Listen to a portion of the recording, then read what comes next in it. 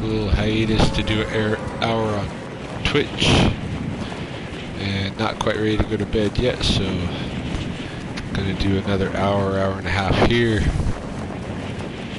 and then I gotta force myself to go to sleep, I think, if I'm not tired by then. Man, I'm feeling like little, like, droopy bags under the eyes, kinda, you know. I've had a long day, but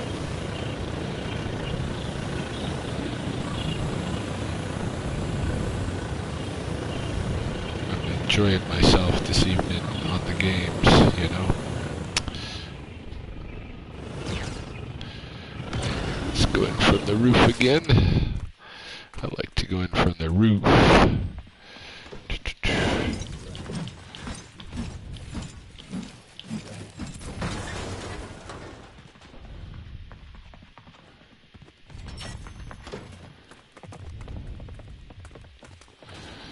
Need to find a weapon pretty quick, though.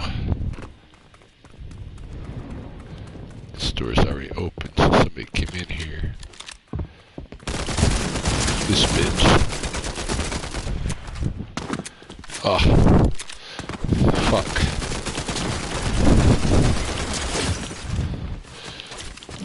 The round I just had right before this, which I didn't, you know, stream, I fought 3 people in a row with just this wrench and beat them.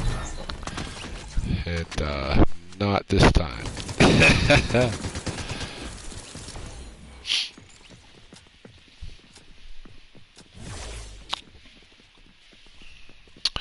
Hoping somebody jumps on here that's gonna want to talk to me this evening. That's what this whole streaming thing is, you know, good for, in my opinion. Otherwise, why stream? You can just record yourself and take the best games and put those up, you know. Live stream is so that you can actually engage.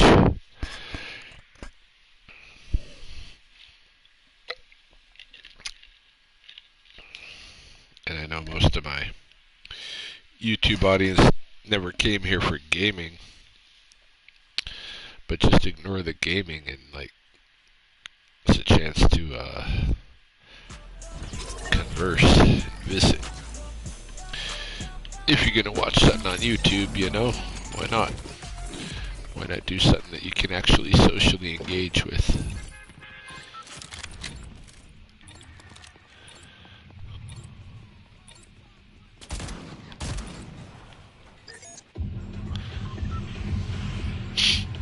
Okay.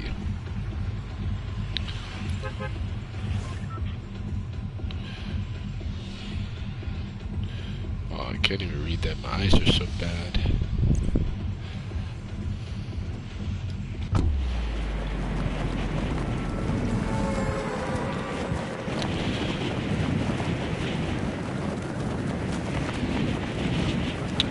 What is this right here?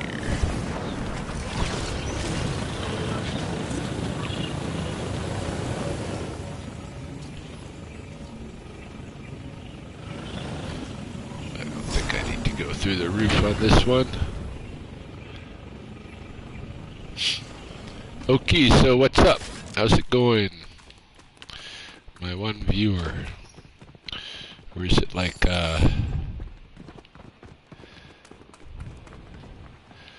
Twitch, where I am my one viewer? Oh, I got 2 now, so, oh shit. And somebody trying to kill me. They're doing a good job of it too. Got me half dead. Yeah, I was saying I had a game between Twitch and here where I had to kill like 3 people in a row with just that stupid wrench thing. But I proceeded to do pretty good in the game overall.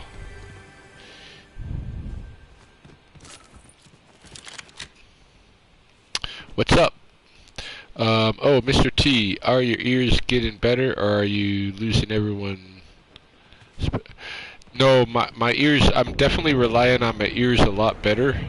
you know, thanks to the advisement, I do, like, even if I'm not streaming or whatever, I use my headphones so that I can hear stuff, you know, and I try to pay attention to where the stuff is coming from, but sometimes it's pretty disorienting, and I'm not sure, you know, still, but at least I'm paying attention to it, you know.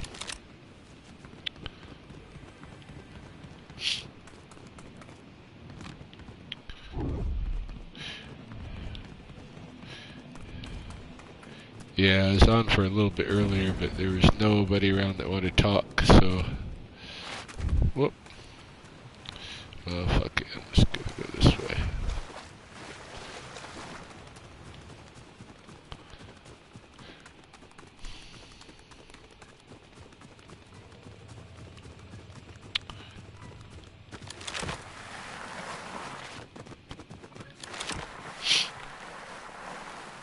It is Canada Day. I don't know if you were here in Canada, Mr. T, but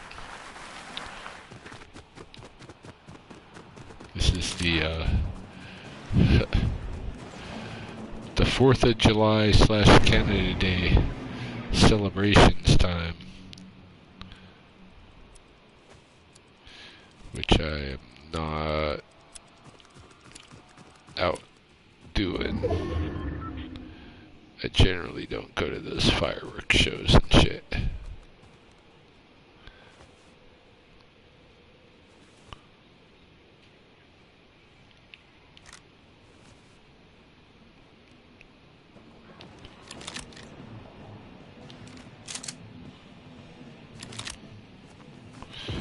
Yeah, I don't got the fucking long-range rifle to be doing any sniping and stuff. I don't need to be up here. Let's go see what we can get into.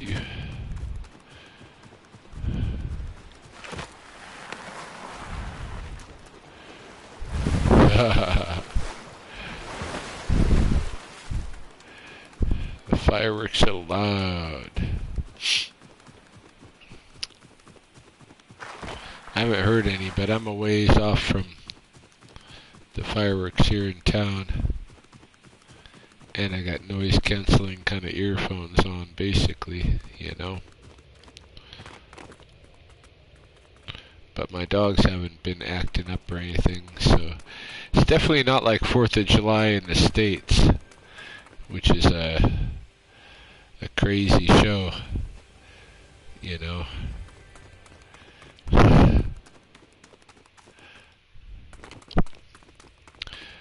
I think I was last at a 4th of July in the States maybe 5 or 6 years ago. Yeah, I know I need some health. My health is way down. Because I got in that pickaxe fight right at the start. Well, maybe he'll have some health. Come on, buddy.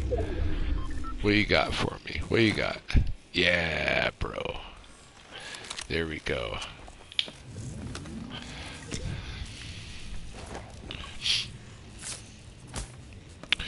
Bring it back up to 100.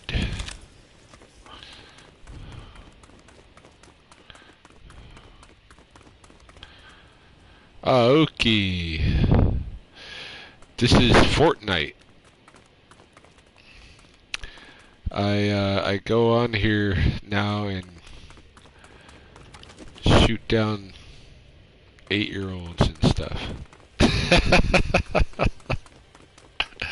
It's my newest thing.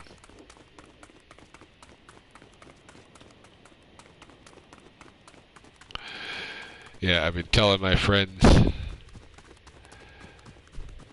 that I play Fortnite, and they're all like, oh yeah, my kid plays Fortnite. Their little kid, you know. But I've tried a few different games on this place, well, like probably 5 or 6 different games that over the last month that I've played around with, and this is definitely the one that's consistently the most entertaining for me, and it's something that I can play and stream and talk talk at the same time. I don't have to follow a story or anything like that, you know?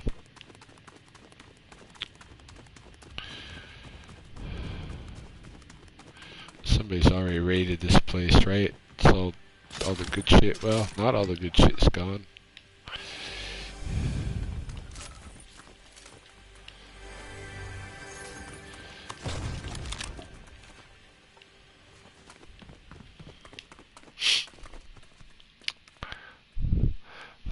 What games was Mario Brothers so long ago? I know, me too. I've only been playing this PlayStation stuff for like the last month, and now I'm kind of like enjoying it quite a bit, but and I'm still very awkward. Like, I don't know what I'm doing. Like this, I'm gonna get killed here, probably. But yeah, I'm still really awkward. I don't know what I'm doing, but I'm enjoying it a lot more. I got a lot more control than I had initially trying to play games with this. It takes a little bit to get used to these controllers and stuff, and I'm still kind of awkward with them. Fallout would be a good game. Yeah, I need to learn to locate, especially when I'm being shot at. That's when it's the worst, eh? Yeah, Audrey, your grandson probably does play this game. Very likely. If he's playing PlayStation or Xbox or whatever. He's probably playing Fortnite on occasion. Shit, I need to go in the other direction and get back in that Jeep and roll.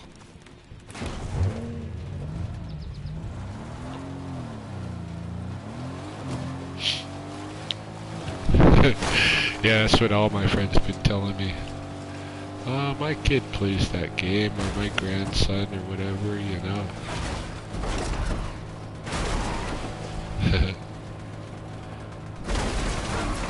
Whoa.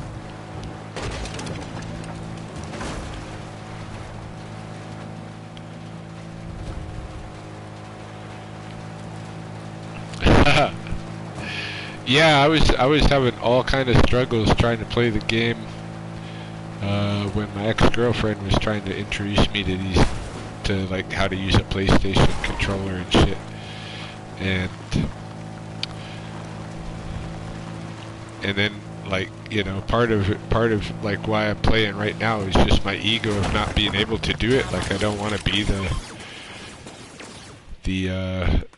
dude that's incapable of learning new things and all of that, you know. So I've made a go at it, and I'm actually enjoying the game now.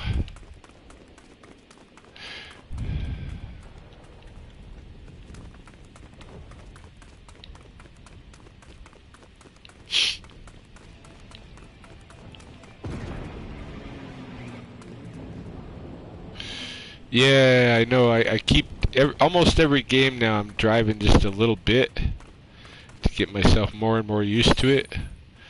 I see, like, at the end of the games, a lot of people relying on vehicles as their kind of their second to last stage of protection, hey?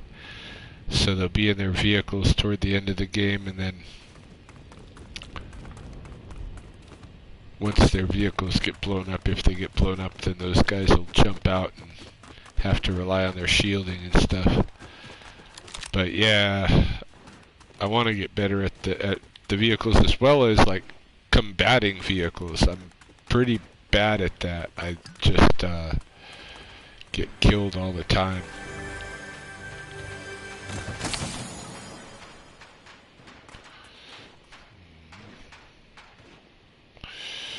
Combat assault rifle. What do I got here? Tactical assault rifle. Shotgun. That's another shotgun.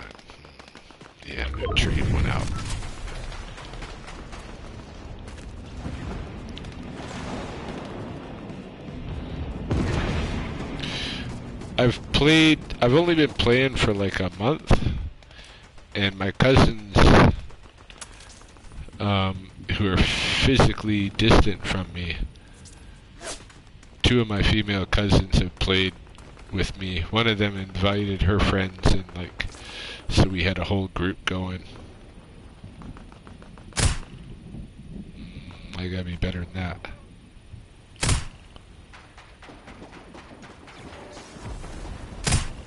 Ah, my aim.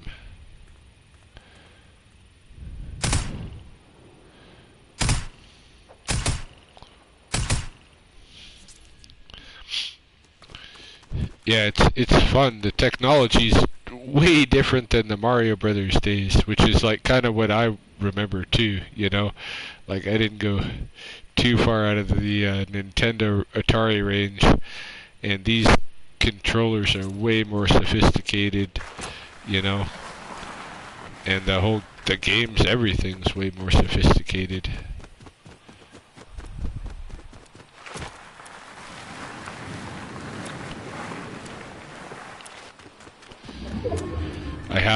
I have virtual reality set up too, which I haven't tried streaming because I think I kind of look like an idiot while I'm using the virtual reality stuff. Like I got the goggles and stuff. I've been playing boxing, couple of rounds a day in Creed from the Rocky series. They got like a game spin-off of that, and it's pretty fun. It's a workout. Like I get sweating with just a couple of bouts.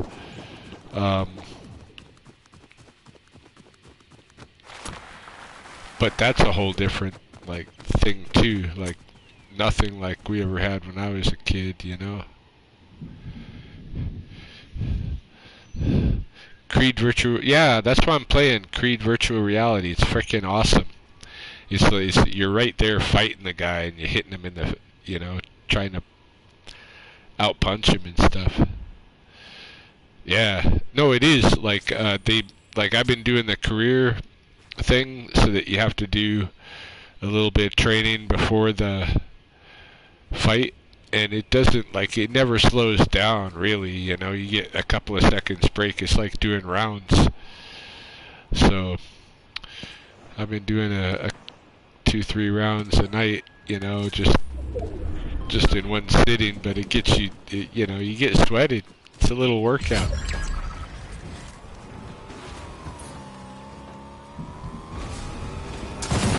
Oh, shit. Just got bumped. Well, placed in the top 10, that ain't too shabby. Wish I'd have done better though. But it is what it is. Closest I came today was second place. I played for, I don't know, probably 3-4 hours already today. Different times.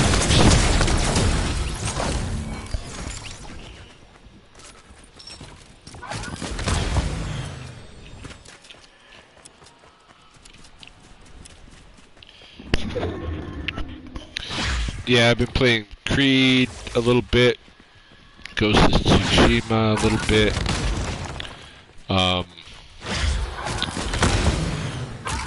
I bought this horror game with the virtual reality, but I haven't got it to work good yet. And this is maybe why it was selling at like $10. It's not so great.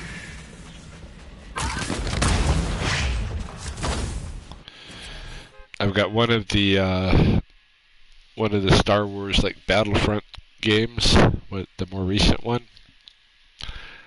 I like the when you're flying and playing it.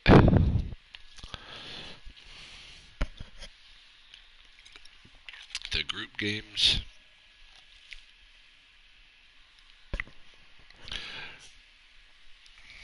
That one I actually started playing with my ex.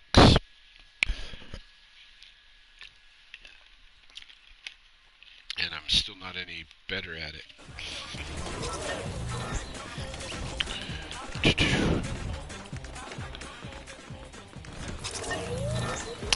Oh, check it out. I got this new, like, I I'm just gonna chill, seat.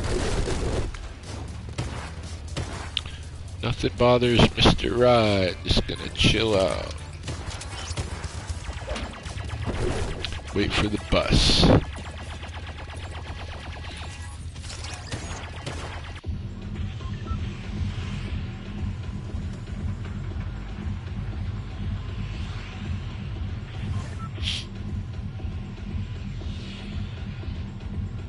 Fallout 4.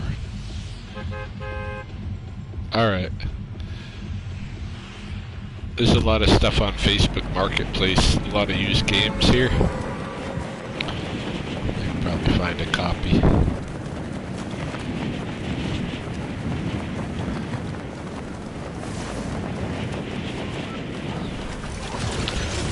I like those story games, but they don't work for streaming, you know?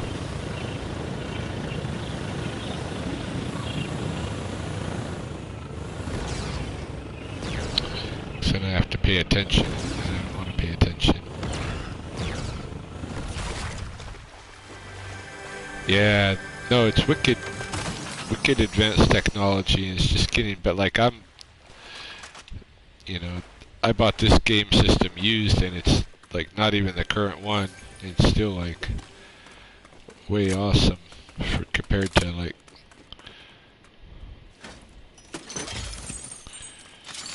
what I grew up with and stuff. Like, I'm having way more fun on this than I have watching TV or movies and stuff. Might just be a passing, you know. Oh, is that the one that I'm supposed to use to... That's the... Thunderburst. Yeah, I think this is the one that I can... If I shoot some people with this gun and kill them, then I can win a daily quest.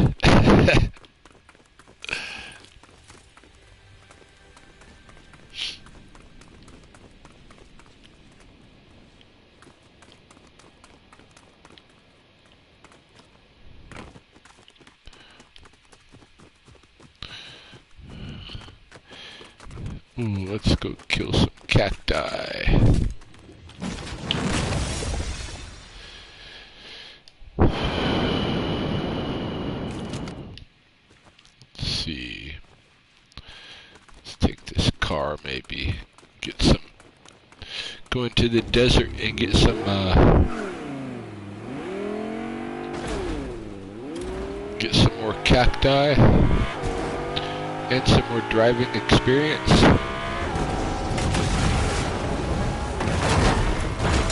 Oh yeah, I'm doing pretty good.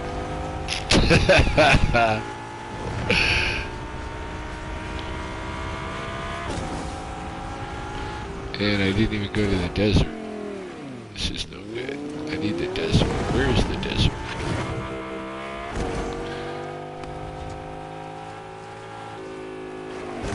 Can I see it from here?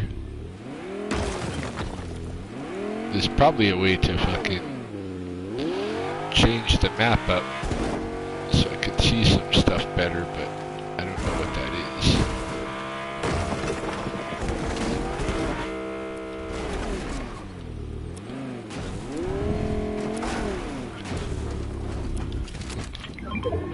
Oh, there we go.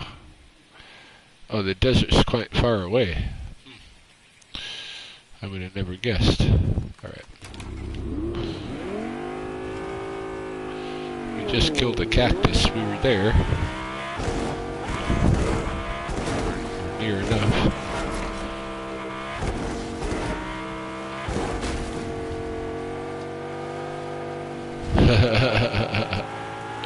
Audrey.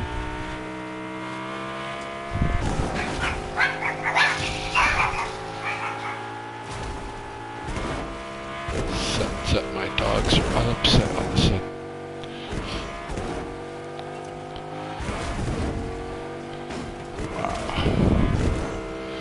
These cars can take a lot of beating.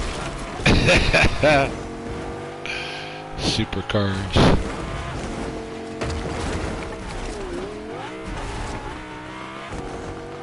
Oh, somebody's shooting this way. maybe I'll be able to run them over, but more likely they'll kill me. That's usually what happens when I try to take somebody on with my car. They kill me. Whereas if I try to take somebody on who's in a car, they kill me.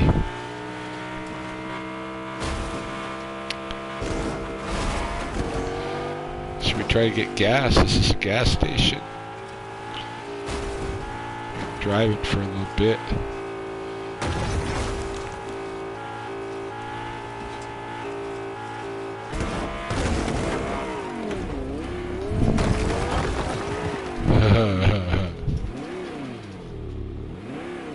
Oh. I guess I did it. I don't know. What's up, hey? Oh, shit. Just let the car go.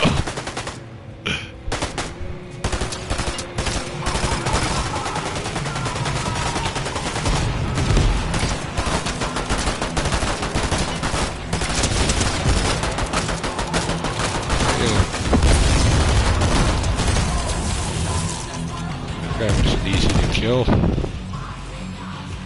I gotta kind of like head out of here for a second. Figure my shit out. I don't got anything that I've successfully taken on a car with before. Did you folks get some of that strong wind from the tornado? Well, I don't know if we got it. Like, we had that tornado warning going last night, and then I fell asleep, and if we got any strong winds, I slept through it. I didn't notice.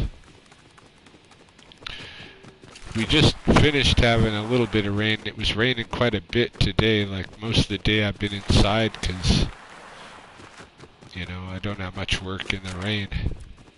Yesterday and today. But I did a few things. Got out and ran. Been trying to get my running legs back. Well, you know, I just don't want my muscles to tear. I've got one leg where I tore muscles pretty bad a couple of years back running, and I'm still trying to heal it. It might be healed though. I was thinking my running days might be over, but I've run twice in the last 2 weeks and no feeling of tension or potential tear like I was expecting, so saw big dark clouds at 6 o'clock. Oh, you went to the powwow up there? Yeah, I missed it.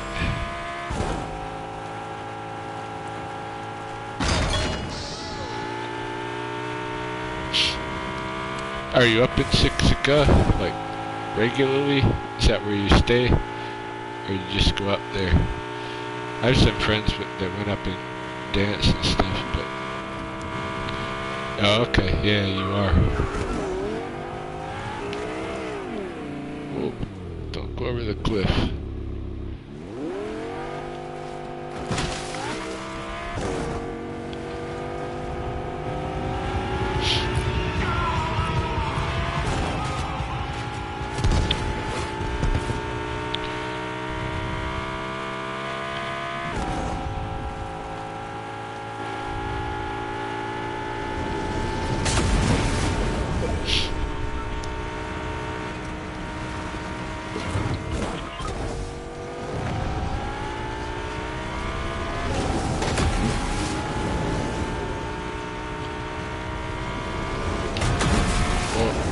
Going the wrong way.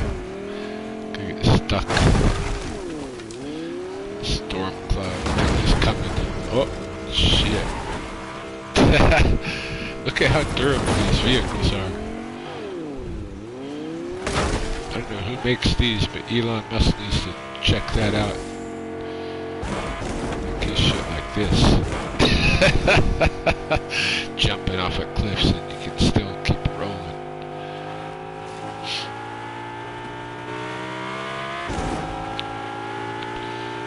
So, anything exciting happened at the powwow?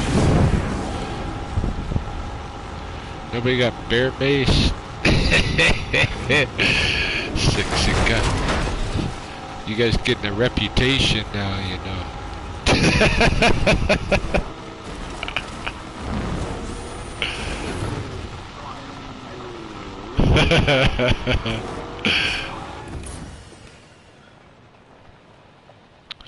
Hey, see, nothing much. Playing Fortnite, chilling out. Canada Day, not celebrating, just doing my thing.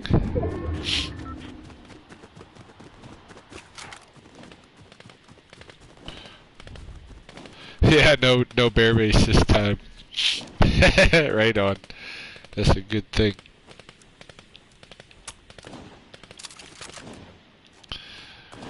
Not like it hasn't happened at Ghana too, you know, but like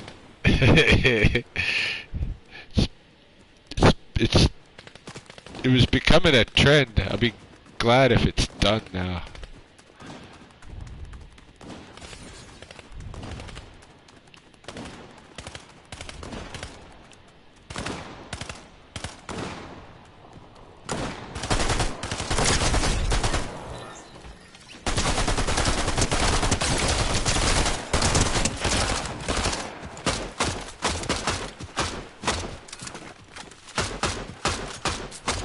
What the fuck is wrong with my gun? Sorry about the explicatives, but how is Canada Day looked upon by Blackfoot people? Well, it's a day off work, but it's not, you know, and people go to the fireworks and shit, but then also it's like, you know, it's like Happy Colonization Day, you know.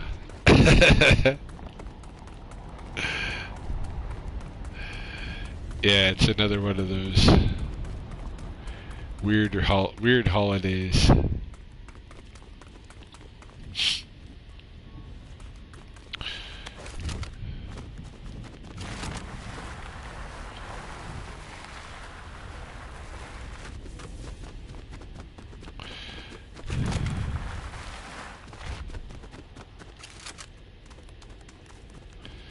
Yeah, are you, Audrey, you're not doing any fireworks stuff, hey? A lot of people here at the fireworks or just were, I don't know if they're over yet.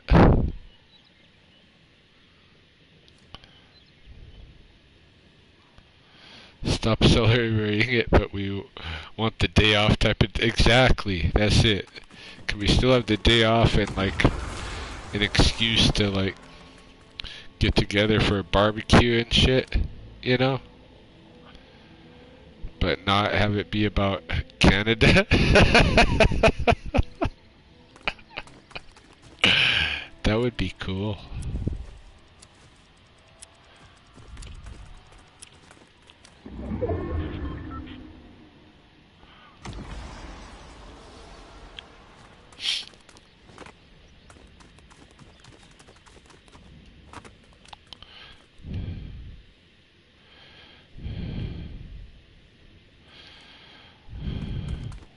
Scoping shit out. I like to snipe if I can.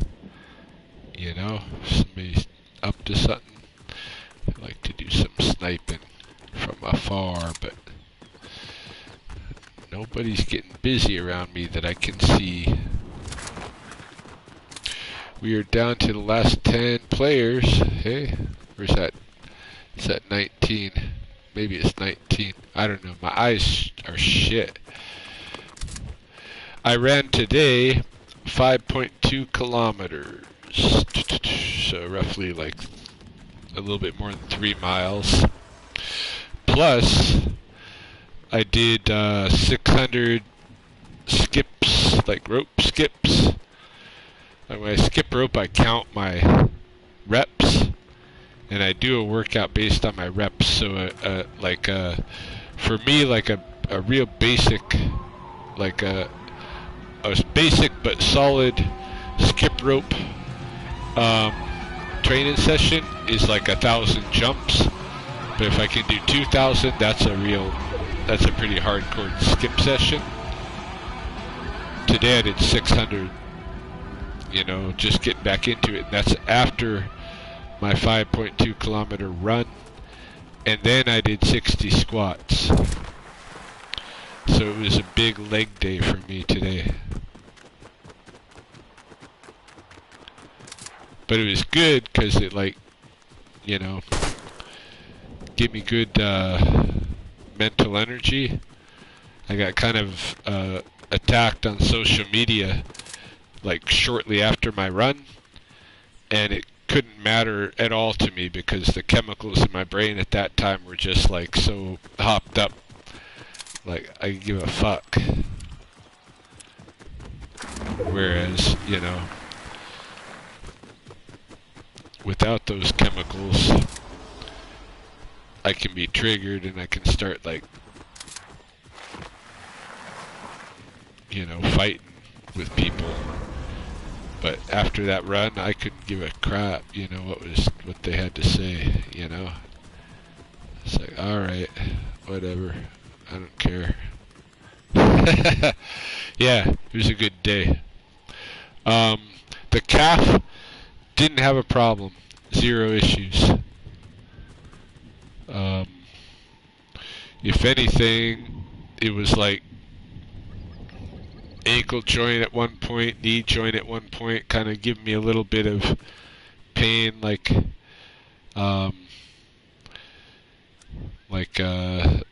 something was wrong, but I think it was just my body resisting, you know, how it does. Audrey, you gonna make Guyana? Haha.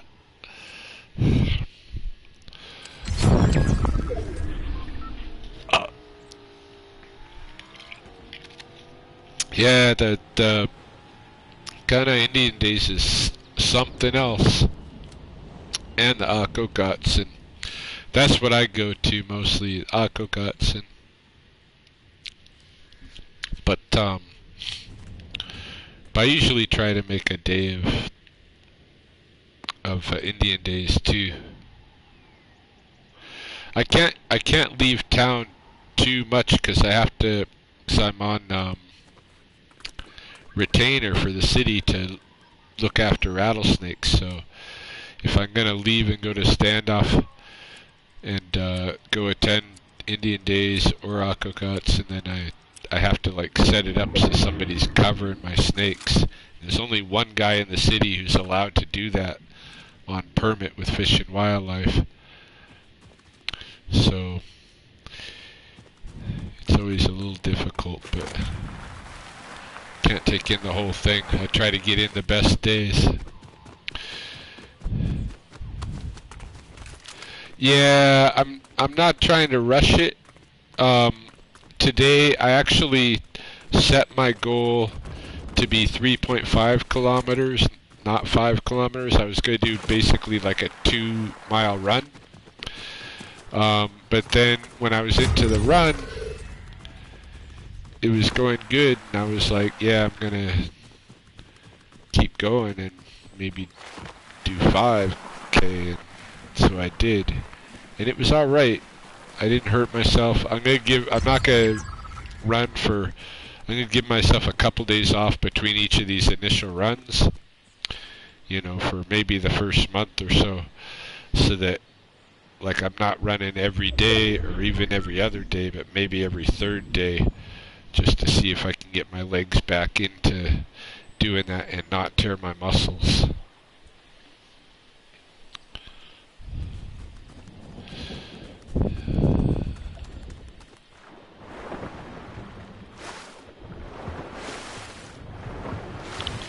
But yeah, today felt good. I still feel good. My legs are sore, but it's really, you know,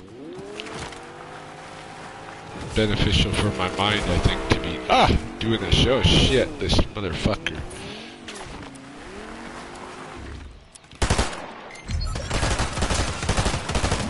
They're gonna kill me.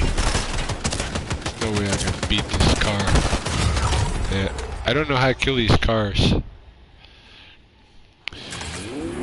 Thanks, Audrey. Thanks for stopping in and saying some stuff.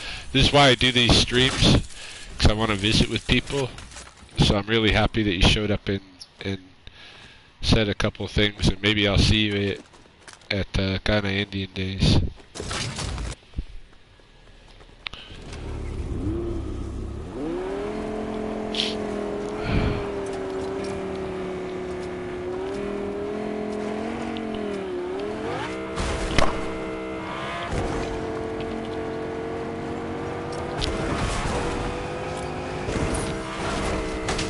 Yeah, I had quite a lot of exercise today because I walked the dogs. Well, just the one dog. My roommate's gone to Calgary for the holiday, so the German Shepherd isn't here, but I walked my Rottweiler for a couple of kilometers in the coulee in the rain, and then came home, and then the rain let up, and then I ran 5K, and then I did jump and rope, 600 taps, and then I did 60 squats, and then I played a couple of rounds of fighting with Creed, which is a workout, you know, virtual reality Creed, so it's a bit of a workout, so I had a good day physically. I got a little bit of work. Didn't quite make my quota, but I got like 70% of my quota that I try to make every day. Why was I attacked on social media? Well, the other day somebody posted something about pretendians, and then another guy came on there and like tagged me on it and had some shit to say. And then I said some shit back, but I mistook it. I like directed my negative energy toward the original poster, who didn't necessarily mean it about me, but somebody else tagged me in it, you know.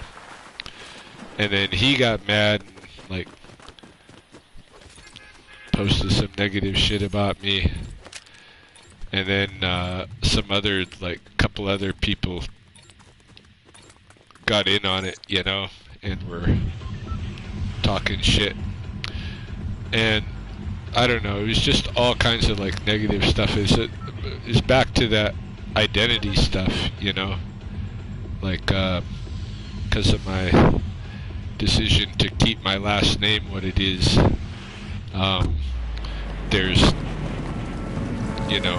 There's some people, not everybody, but there's some people that are like giving me a lot of shit about it. But you know, they give a lot of shit to Muhammad Ali too when he changed his name. So I gotta be in that mind frame where I'm not just like lashing out because I'm triggered, which is how I was that one day. So anyway, so that day I kind of like got back like to everybody that was being negative on that post. I said some shit to privately, and then a couple days went by with nothing, and then today same dude posted again, and the same other dude tagged me in it, commented shit, and they're working in tandem to just fuck with me, you know, to just fucking pick on me like a couple of fucking, you know, second grade bullies or something. But it got to me the other day. It didn't get to me today because I had those endorphins going through my brain from the run. Like I could give a fuck. They just seem stupid. And, you know, I hope that if they continue, they'll feel stupid if I can keep myself from getting triggered and responding to them. But yeah, that's what was going on today, and I didn't respond. I decided to block those guys that were saying that, even though they're like, one of them I even kind of respected before all this shit. You know, I even gave him praise in one of my videos like a couple of months or a month or two ago for the stuff that he was doing with Blackfoot language, and now he's got just shit to say about me, you know. For no reason. He doesn't even know me, but whatever. Yeah, that's what was going on. Like, I'm tired of getting, you know, pushed by people, nudge, nudge, nudge, and you know they got shit to say about me, but I think it's just small egos, you know. Like maybe they haven't made enough of a mark with their lives, and so they see me as an easy target because obviously, like, you know, they can. We're living in an age where people can freely pick on white guys for no reason.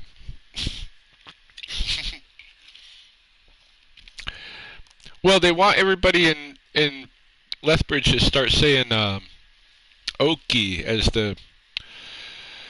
and they want people, you know, everybody, like, there's an advocacy for the language, and then I try to speak the language, and then people fuck with me, you know. So, but I'm still gonna keep doing it, you know. Fuck them.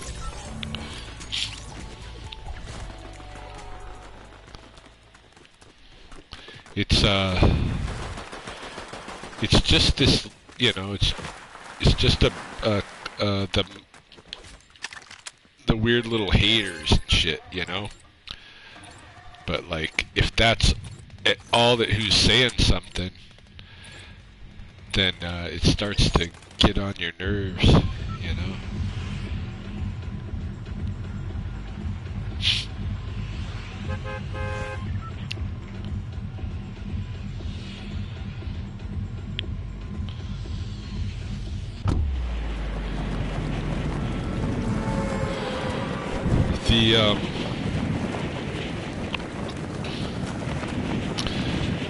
The elders that taught me didn't have that level of racial hate and discrimination in them and stuff, you know. They were just about real life and being a real human being, you know.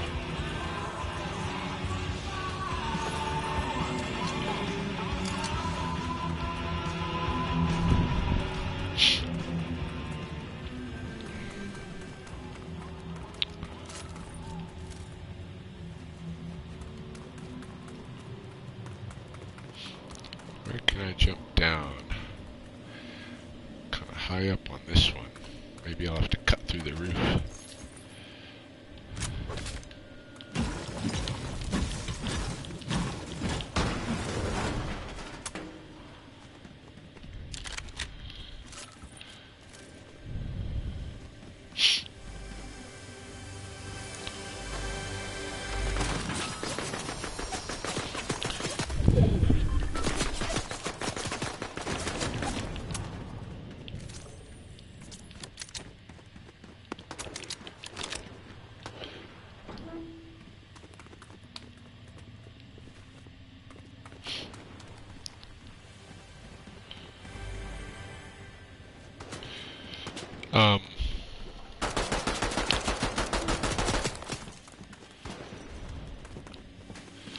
People got misconceptions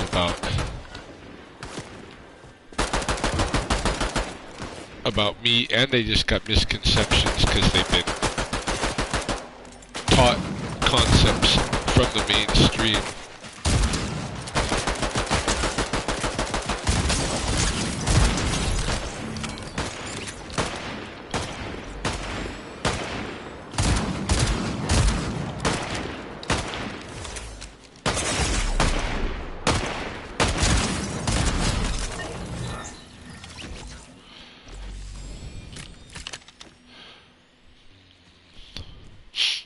Like,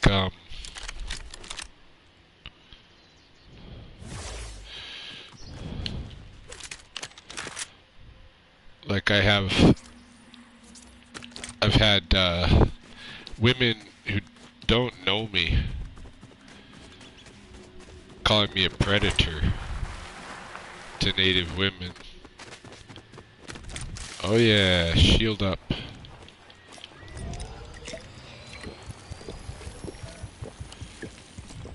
And I don't know what makes me a predator, just that I date native women.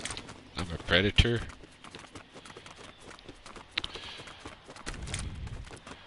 And then I had one person accuse me of like I'm stealing, like I'm appropriating jobs that native people should have. Nobody does my job because nobody else wants to do my job. Like, I made my job out of my own character, out of who I am, and out of my Blackfoot transfers. People mostly talk shit about me because of my choice to use my actual Blackfoot name as my last name, because they're not doing that. They're doing the European style and using a family name.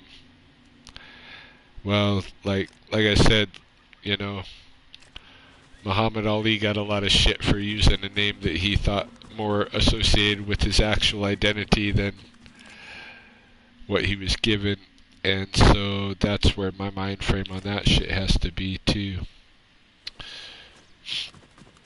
I don't know. All the shit that's like thrown at me, it's being thrown at me by young people. Not people that like actually know me. People that are just maybe like coming to grips with the realities of the colonial state in an intellectual way, because they're at that age. And I'm an easy, you know, figure to take that shit out on at this point. I promote native culture all the time. I've given like my whole adult life to Blackfoot, to this community, you know, to doing things for the community. So, and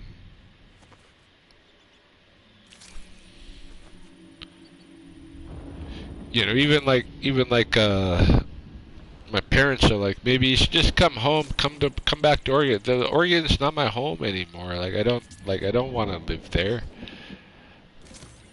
This is where my like actual community is, and I have a lot more friends than I have enemies here.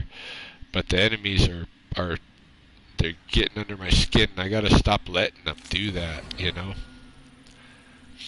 But a lot of that is what mental frame I'm in at the moment when I'm getting attacked.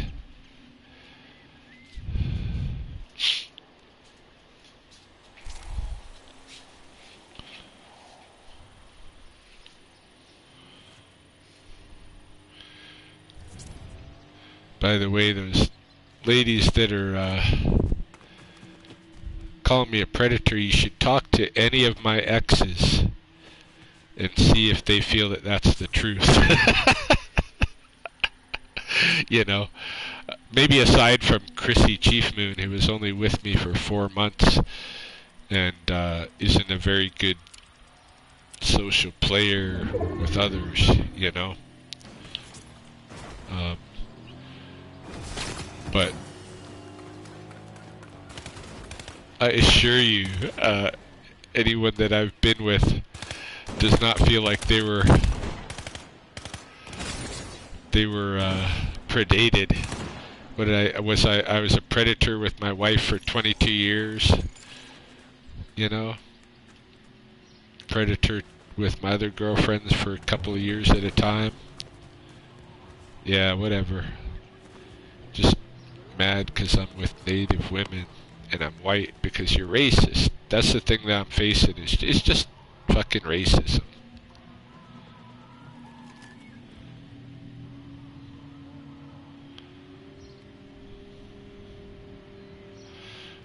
Not by the majority, by the few.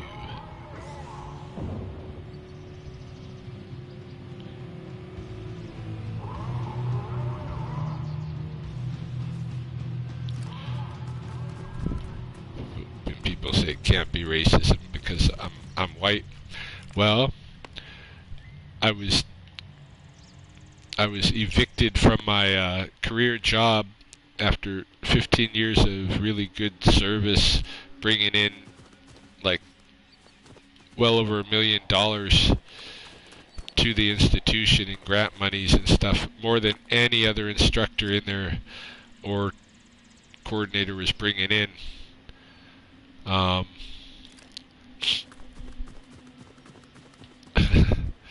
With no severance, I was kicked out, according to the incoming college president, because he had to get rid of the white guy, quote unquote, from a recording that one of my students made, because the retard met with my students and just thought that they'd be okay with him talking shit about me. I could have sued them. I wrote them a letter and told them I'm not litigious, I don't want to do that, you know, but this is what I know, what you've said in all of this, and you should give me a proper severance. Never happened. And in general, like, I've lost my whole like career in terms of utilizing all of what I've built up with indigenous knowledge. I've you know, I've lost a lot of my ability to mobilize that knowledge because of the times, hey, and what people are being taught. They're just being taught that race is the thing to base who should know what on, and that's retarded. You know, you don't do that with anybody else. But you know, it's crazy. So whatever. Yeah, it's crabs in a bucket syndrome for sure. I mean, the guy that's given me the most flack, is also a guy that is making great language content online. And I applaud him, and like he feels, he must feel, I can only assume he's feeling threatened by me, and this is why his ego is so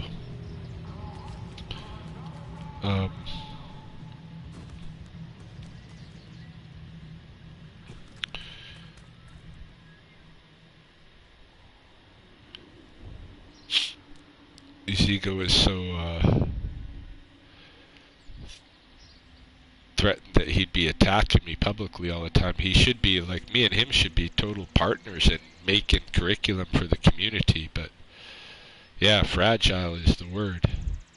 It's a sad thing. Like, I got a partner that I might make some Blackfoot language curriculum with, but you know, we're gonna get a lot of flack because if my name is attached to it. Even though, like, who else is doing the work? Like, there's different people doing work like that, but it's not a fucking competition. Let's just save the language, you know?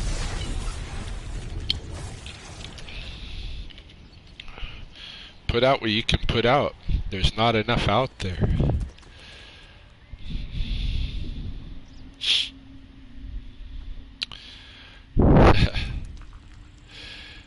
Yeah, it's not a competition. It doesn't have to be a competition at all, you know? Like, there's so much that needs to be done. And everybody should be complimenting, not competitioning. Competing. Compliment, don't compete. There's a quote.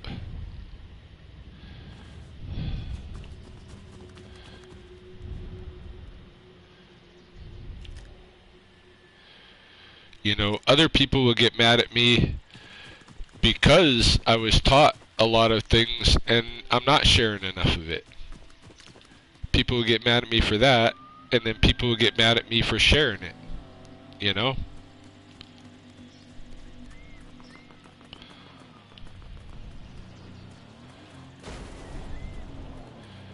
Yeah, people are always competing, but um,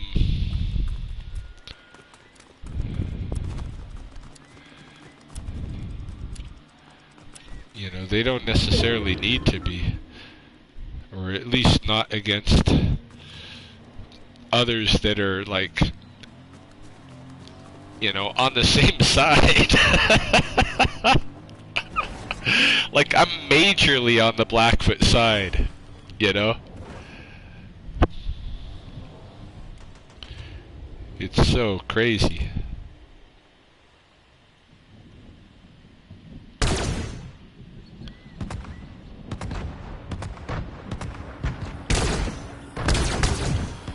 Not that there's sides to begin with, exactly, you know? Like, we're all in the same boat, really.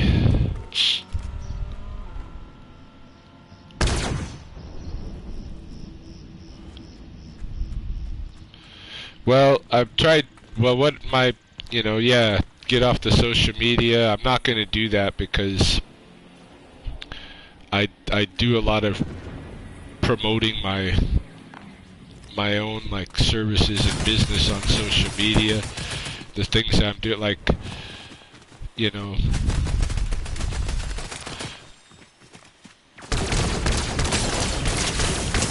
but what I do need to do, oh shit, why can't I hit her?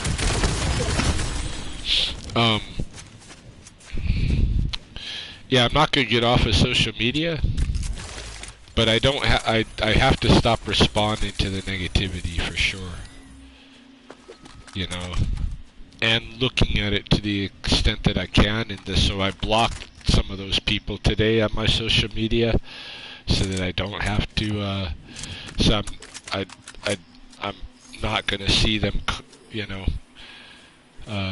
they're not gonna be able to tag me and stuff, and I'm not gonna see stuff. Yeah, it's the not responding that I need to do, because that's what's, it just makes me look bad every time I respond too, because, you know, then I just get piled by the handful of haters on whatever post, you know. So, no more response other than just blocking people so that I don't have to deal with them in my life, you know, on the social media life side of things anyway.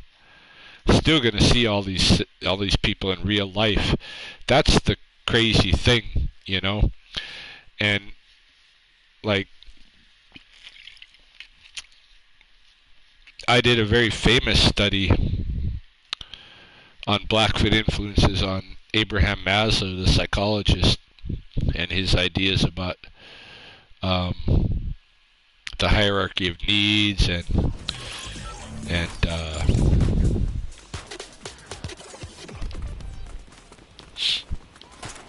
developmental psychology and organizational psychology and all of this.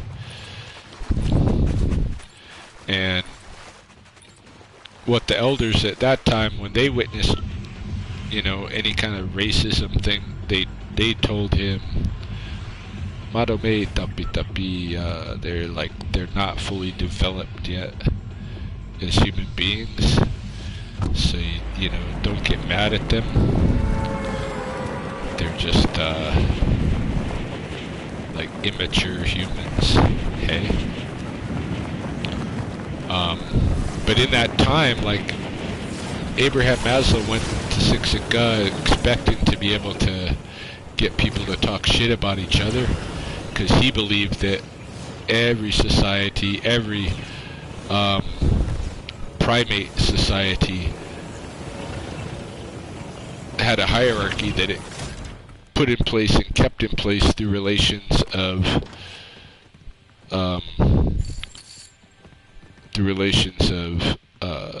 submission and you know, more or less aggression. Hey, that's not the right word I was looking for, but like, he studied primates first, and they would rape each other. And then he studied humans, and the Western culture and found, you know, similar kind of competitiveness, and some similarities in the way they express themselves sexually.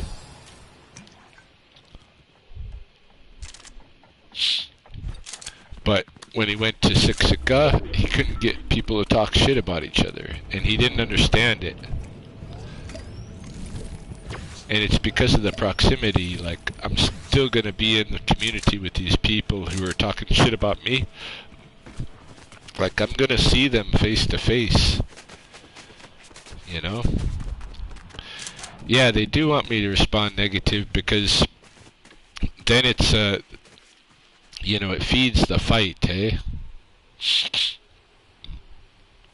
It feeds the fight, and usually when I'm responding to them, you know, negatively and stuff, like, I'm triggered and I'm upset and I'm not in a good frame to say anything nice, you know? I'm just mad and I'm gonna, like, get it out, and it's not good, you know? So, all I got is shotguns and shit. I'm too busy talking instead of trying to win this game.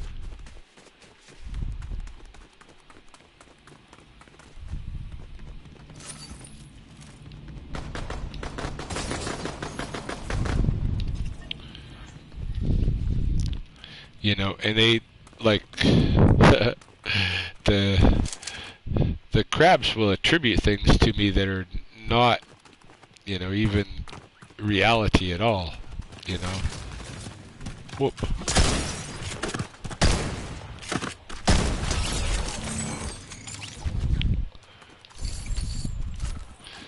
You know, saying I said things, but it'd be like one of those, like, completely out of context and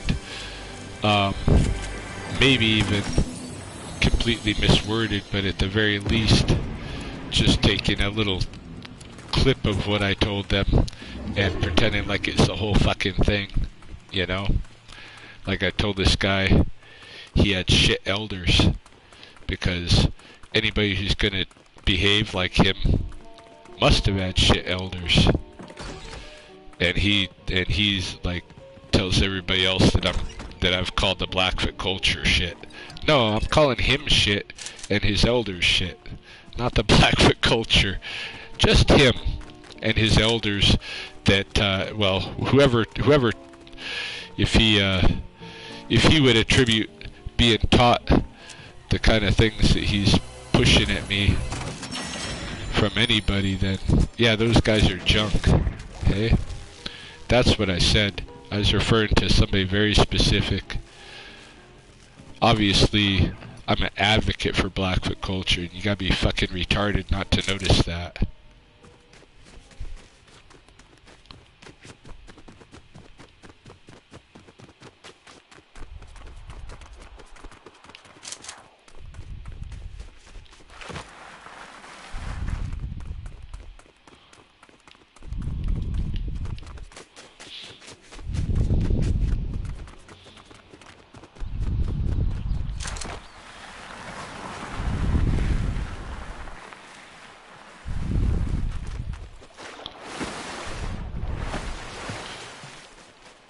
Not really. I've been reading 3 different books.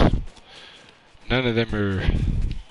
Well, I was reading another roadside attraction to Chelsea in segments, but she hasn't been responding to much lately, so I've kind of like chilled out on that. I've been reading a book, a naturalist book that I never finished before I left the house. I'm trying to finish it now, years later, but a naturalist who went to prison and tried to do nature writing from prison. So I've been reading some of that, and I've been reading a book about a girl who ran off with the older guy, but like in Medicine Hat, Alberta, but like serially murdered her family before, well, as she was running off with this guy. I don't know the whole story yet. I'm only a little bit into that book, but I haven't done a whole lot of reading in general in the last, in a few years, because I don't read that much these days. I think my master's degree kind of killed reading for me, because it was like in university, and I think this is unfortunate, really. Instead of letting you carefully think about things and build arguments, they push you to binge read, binge write, binge think, and you don't get to be careful about anything. And it kind of wrecked. Like, I was an avid reader from when I was a kid, and then going through graduate school, just pretty much, I didn't want to read anything after that. It's just too much of that,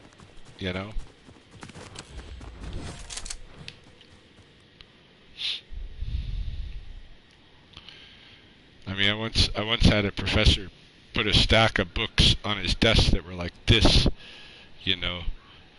probably a 2-foot high stack of books, and gave me a week to read them, to review them, and come back and be ready to talk about shit. Because I was working at that high a level too, is the thing. I was trying to, like, really build myself. I didn't originally plan to go to post-secondary, to go to school. I originally just planned to be in the special forces, but when I went to post-secondary, it was with thought and intent, and I was gonna, like, really get the most out of it. And so I worked at pretty high levels, and I got a lot out of it, because of that. That's some of the stuff that people hate me for.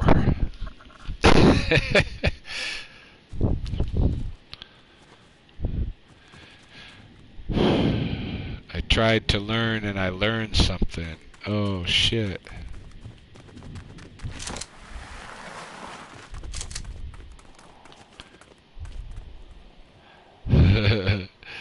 Hated history classes in college. Yeah. I like university level reading. Like, I'll go to the University of Lethbridge bookstore, look through what people are teaching today, and sometimes pick some things, to look at, so I can see what's the new thought and all of that, and where these disciplines are going. But I don't like doing it binge style like they teach in the university, like they do in the university. Like, my ex-sister-in-law was over to see me. One of my ex-sisters-in-laws was over to interview me. She's going through her master's degree right now. She was over to interview me twice a couple of weeks back. But she told me a story about how someone, very close to both of us, in the academy had, she was taking care of babies and stuff, and at the same time as going to school, and this person just basically told her, well, you'll never get anywhere in the academy if you have kids, Like, why would you want to be in there then? You're a fucking weird monk, Like, I think they disassociate from reality, the people that have been in there too long. And, you know, like I've seen, that hurt.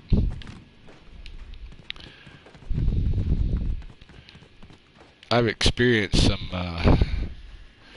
stuff from the, like the top native academics in Canada when my late friend Narcissus and I were working with some of our larger research grants.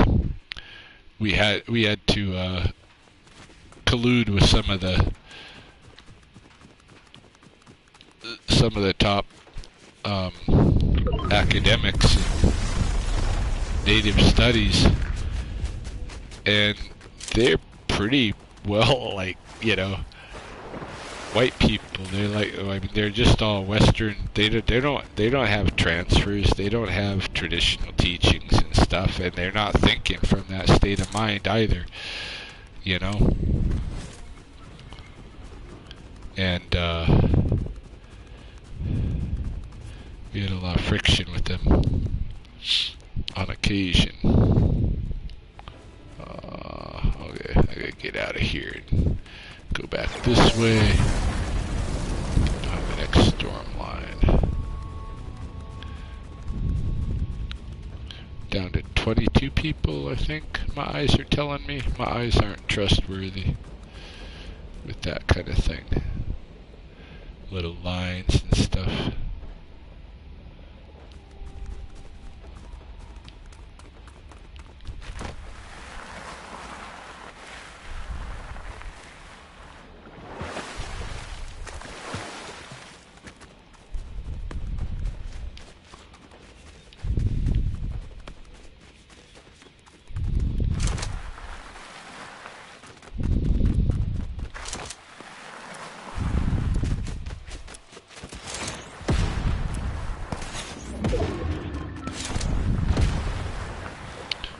Here's some shit going on. Where is it?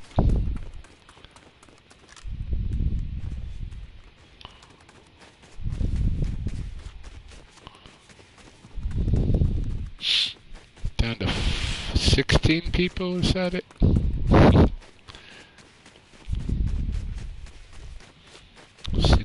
Players.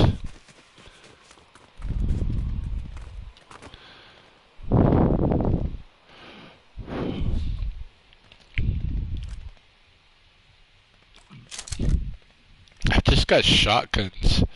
This is not good.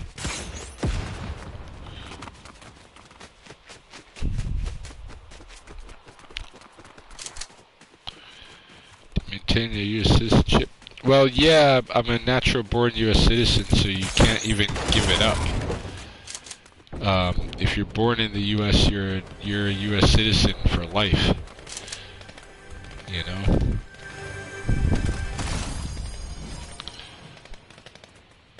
So yeah, it's not even really a choice. I'm always going to be a U.S. citizen, but I'm also a Canadian citizen. But I don't want to be either citizen. Yeah, if you're born in the U.S. within the the territory of the United States, you are a U.S. citizen, and you are a U.S. citizen forever. They can't take that away. And every time I go by the border,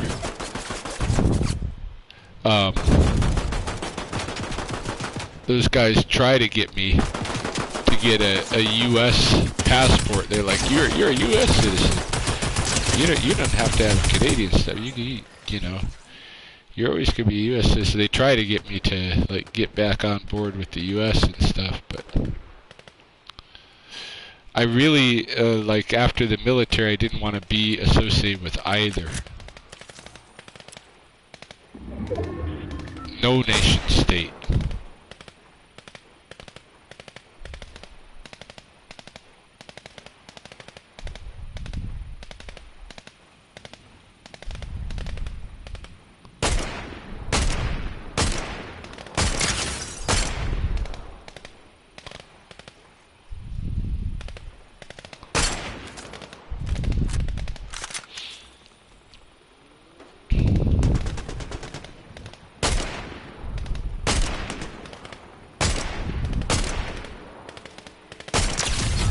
There we go.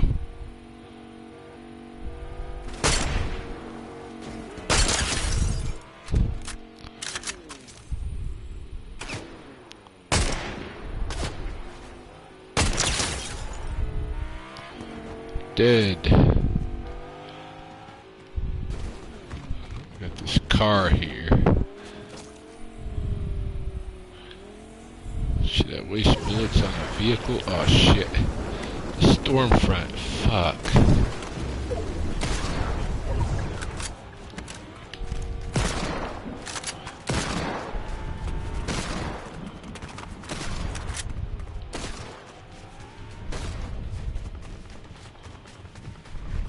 Change the subject. I want to see Max Holloway spot Stephen Freddy. Oh, that would be ridiculous. Are you serious? That could, you know, you can't be serious, because that's just goofy. Freddie Lee would not stand a chance.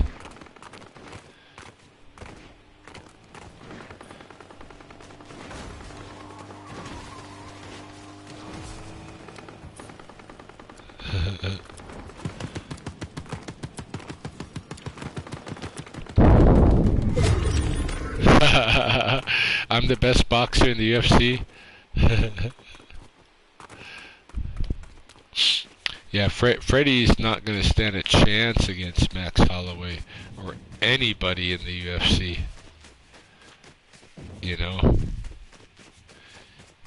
Like, things are at such a high level now. It's no more bullshit, you know? People like to, when you start off in the UFC, you're at a higher level than most people in the past. Even place number 5, that ain't too bad.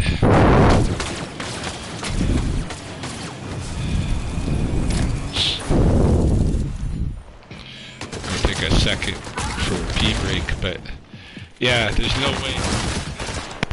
Max Holloway is Stephen Freddy Lee. That's a joke.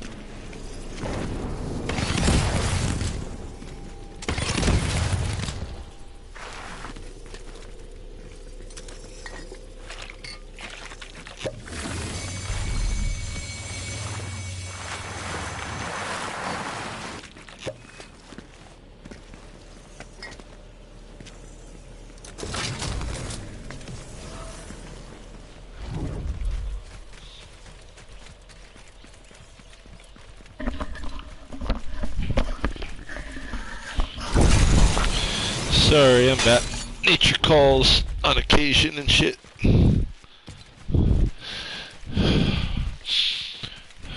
Let's see, let's ready up. Yeah, the fighters are crazy better. Like, every year it gets way better. Max would knock out Ken Shamrock. Like, those guys in the early UFC, like even like BJ Penn and shit, you know, they start getting outskilled, you know, because the new people are learning their best skills right away. Like the things that we learn from these fighters are right incorporated into the teachings right away.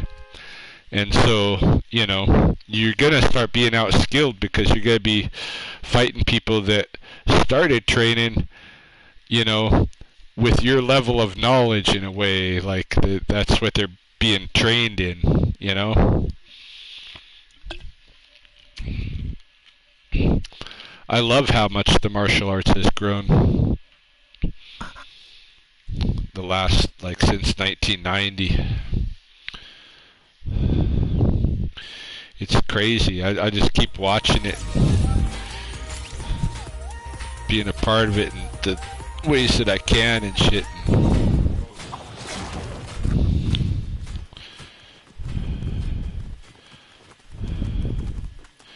It's wild.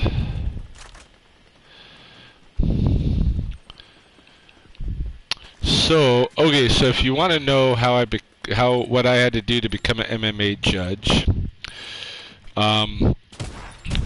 first of all, like, I had to do a whole, like, martial arts. Okay, in order to become an MMA judge, this is the way I did it, and it's not the way everybody has to do it, hey? But my route to being an MMA judge was, I was on the Lethbridge Combative Sports Commission for a good half a decade. In order to get on the Combative Sports Commission, I had to kind of give them a whole martial arts biography, like what I've done in my life and stuff. Plus, the city of Lethbridge knew me already, you know, like city officials and stuff.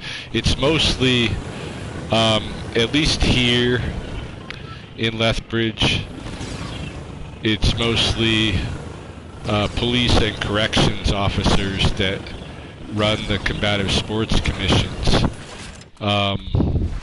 Which is not to say that they're not athletes too, but like it's what it seems to be, that most people have those kind of backgrounds. And so it helped me, I think, to get on the Combative Sports Commission for Lethbridge, that the city already knew me for other things. And then at the time I had a bunch of stuff going on at my home gym, a Gracie garage going. I had, you know, training partners and stuff going on. And when I first got on the commission, of course at that time there was no like sense at all that I would end up being an MMA judge. Whoop. Shit. I'm not even playing, I'm just paying attention to what I'm saying.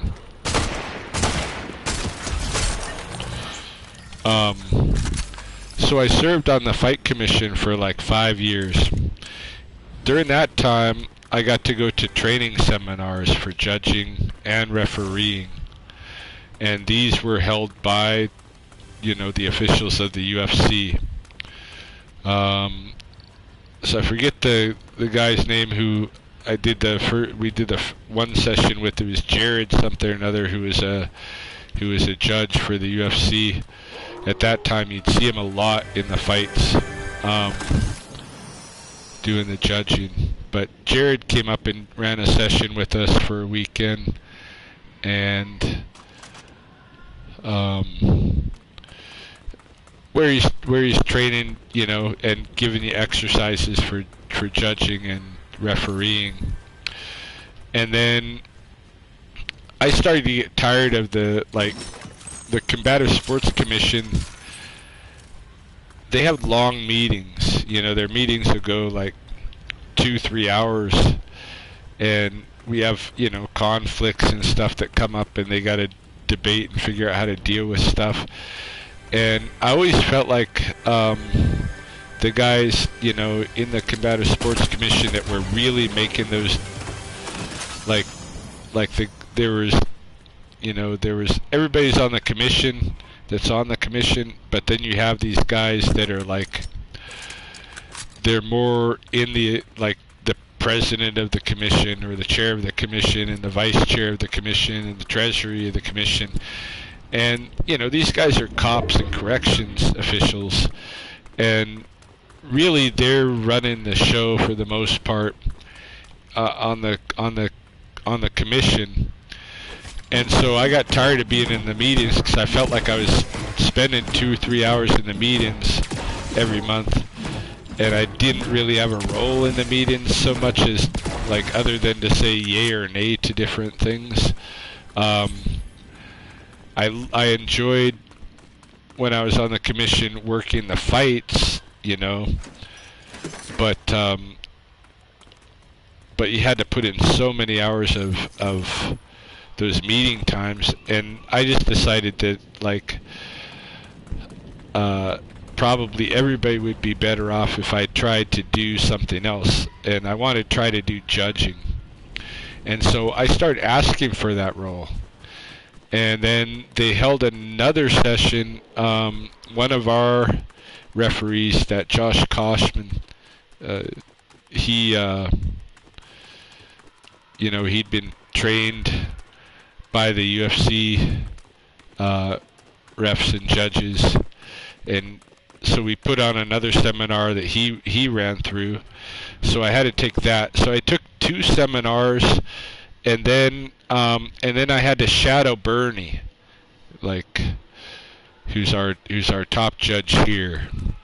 I had to shadow him, and he had to see that I, like, understood how to judge the fights. And it basically comes down to damage, you know, and it really like, when you boil it down, it's like who actually damaged who the most per round. And so I think, you know, probably, like, I'm in agreement that the best judges are going to be people that know what it feels like to get damaged too. I've had that experience in my earlier martial arts training, you know, and I've done a lot of sparring with my guys on my own too. But, like, when I was training, you know, 12 to 18 with a professional kickboxer, it was, you know, it was hard stuff, and I was getting beat up every week until I learned not to get beat up. But learning how to beat somebody up is different than not getting beat up too, you know. And so you have to be able to judge, like, how effective somebody's technique was in terms of, like, damaging the other guy. And that's what it really comes down to, and that's the difficulty in it, you know. One judge can think that someone did more damage than the other, when it's really the other way around. And maybe if you had more fight experience or something, you might have got the judgment right. But I don't know, like, you know, even really good judges sometimes make calls that are criticized. Very, very experienced judges. So yeah, that's basically what I had to do. I was on the I had to do a lifetime of martial arts, and then the fight commission for 5 years, and then a couple of seminars, and then shadowing. And then I was in a situation where there was an event, and I was supposed to be shadowing, and there wasn't a judge there. One of the third judge didn't show up, and so instead of shadowing, I was put on actually judging. And after that, thanks for the tip, Mr. T. After actually judging, I just continued to actually judge. It's like when you become how do you become a pro fighter? Well, you may or may not fight however many amateur fights, but at some point you sign up for a pro fight and you fight it, and then you're a pro fighter. So basically that's what I did to become a judge too. But it was, you know, initially experience-based that put me in the seat to be able to even ask to become a judge. And it wasn't like MMA fight experience, which I don't disagree. Like I know what the criticism will be was like, if you haven't fought MMA, how are you judging MMA? And I totally get that, and I don't disagree with it. We need more people who have fought MMA to like come and insist on being judges, and just want to be judges enough that they get in there, because you have to, like, you know, you have to like ask for these things. And all of my life, like different positions and things that I've done. Hey K Smith, how goes it? All different things that I've done in my life, including the rattlesnake stuff. I wouldn't have got into the rattlesnake stuff even if I hadn't asked the guy that started the program, hey, I'd like to be involved, can I get involved? And it didn't feel like he was going to let me at first, and then he let me in. I had a really good day, okay? I had a really good day today. No worries.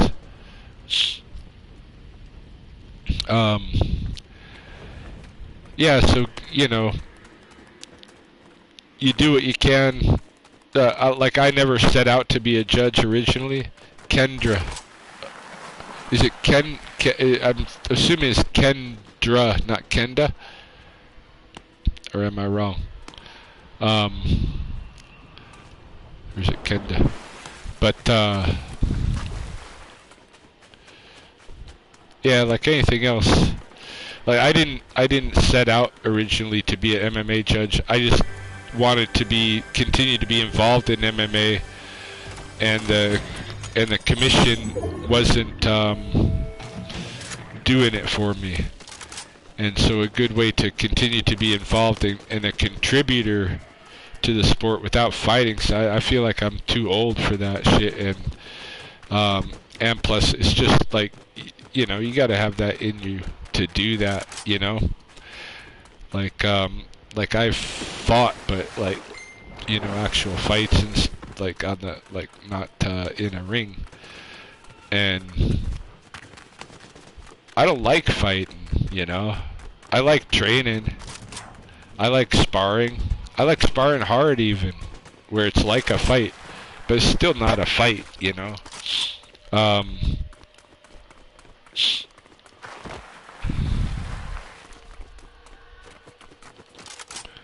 You don't think one that needs to have MMA experience in order to be an MMA judge. Doctor does not need to be female in order to be good. Yeah, well, you know, our best judge, and I gotta say, like, as far as MMA goes, Lethbridge is no slouch, right? Like, you know, like, Lethbridge is the seat of MMA in Alberta, really, you know. And not only MMA, but other martial arts too. Like, Lethbridge is no bullshit. And our best judge is not a fighter, but a ex-corrections officer, you know. And he's been judging for years and years, and he's quite good. So that's who I trained under, you know. And he's the one that ultimately hires me too, Bernie. Like, he could pick. He's got different judges to pick from, and he keeps picking me the last few years. So I haven't missed a fight.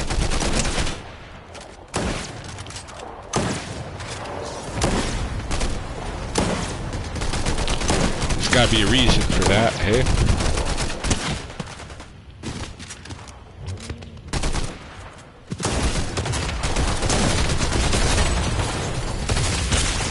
But, you know, at every single event,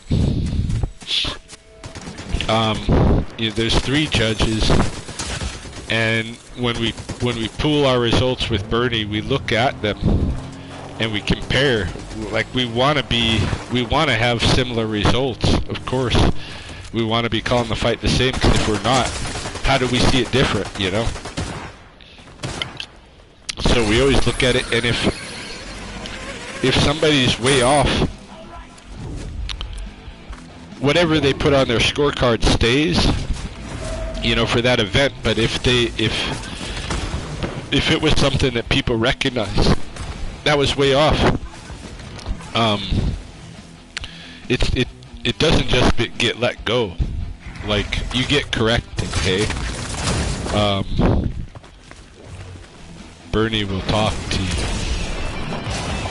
Say, you know, like what, like, yeah, he'll say something, you know, about whatever happened. You'll get some. You'll have to do some thinking, but yeah, and I think after, like, I would have shadowed for a lot longer if it hadn't been for the, you know, occasion when the third judge didn't show up, and I just had to start judging pro fights anyway. But I did a good job, and they liked it, and I've been doing a good job.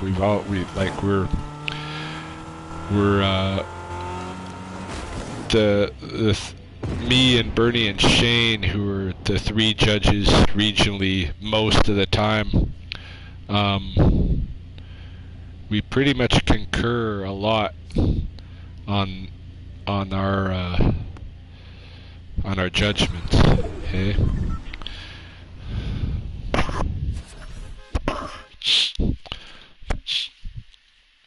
And those two are, you know, they're both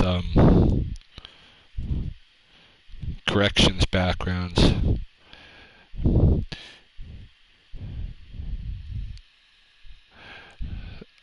No, I watch a lot of the events. I used to have the UFC Fight Pass and stuff. When they went on to ESPN, I kind of stopped ordering. But I always watch whatever I can find for each of the weekend events on YouTube. Like, I'll go and watch, and it's usually, you know, only the bigger fights of the event, you know, that you can find streaming easily on YouTube. But yeah, if there's a big show, a lot of times on the Saturday nights, I'll just sit home and watch the YouTube streams of it. And I do practice judging too at home sometimes. I'll go on and watch, you know, free fights on UFC YouTube channel and compare, you know, like, I'll try to judge it myself, and then I'll compare mine to what the judges of that fight actually had, that kind of thing. But yeah, I try to keep up with what's going on most weekends.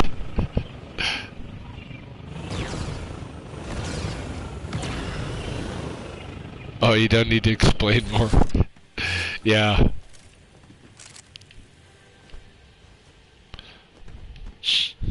Oh.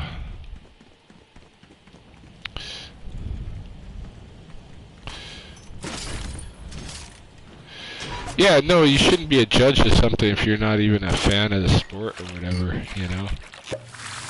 Like,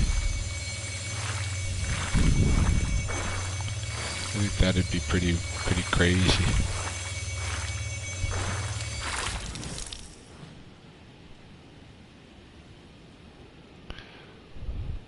I'm reading the Max Holloway post here.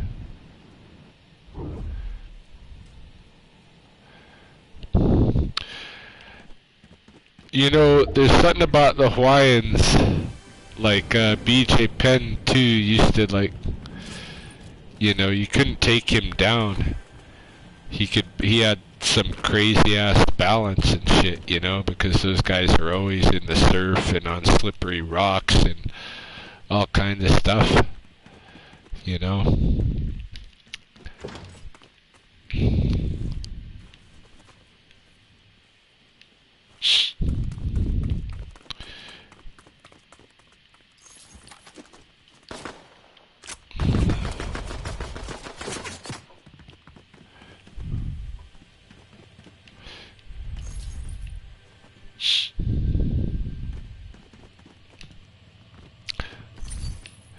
reminds me, I need to replace or get more posters in my garage. I was, you know, when I lived here before and I was training, I had a bunch of pictures and posters of inspirational athletes and founders and stuff on my wall. They're still there, but now they're a little bit outdated, you know, because it is like, you know, I got like BJ Penn and Ronda Rousey and shit, and there's been some very inspirational people since then, you know. Yeah, no worries about the judging. That's how I got it. I don't know how everybody gets in, but really, if you wanna be an MMA judge, you can be an MMA judge. You know, you have to approach your local fight commission. You might need some training and stuff. Well, you know, almost for sure you'll need some training, and you'll need to shadow and things like that. But there's nothing holding anybody up from being an MMA judge, really, if that's what they want to do, you know. Yeah, Ronda was a phenom.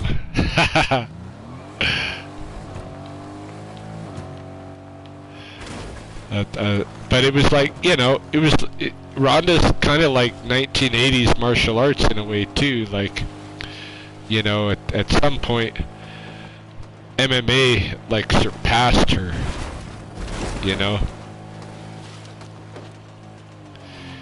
See your Brady Lee's picture up on my wall. My seafood. Yeah. Well, he was an inspiration. He's still like, you know, like, I got shit to say about Freddie for sure, but he is an athlete at the very least, and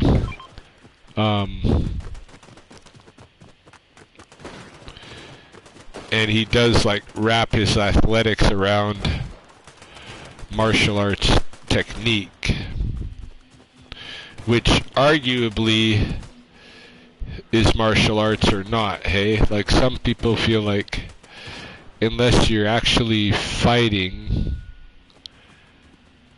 it's not martial arts. But you know, I kind of feel like there's a distinction between sport and practice, and not everybody is built for, like, you shouldn't go in the UFC unless you think you can, like, become the champion of the world. Otherwise, you know, like, you're just injuring yourself for no reason. And I think similarly with local martial arts, you know, people are now encouraged to compete and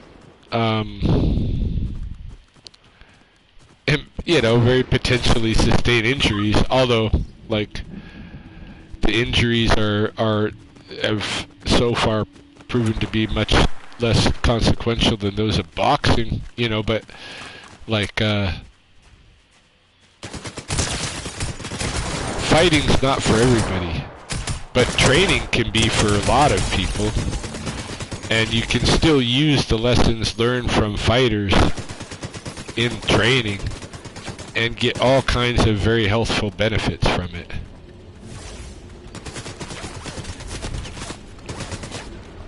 Yeah, Freddie. Okay, so one thing about Freddie Lee that I'll say is that he promotes balanced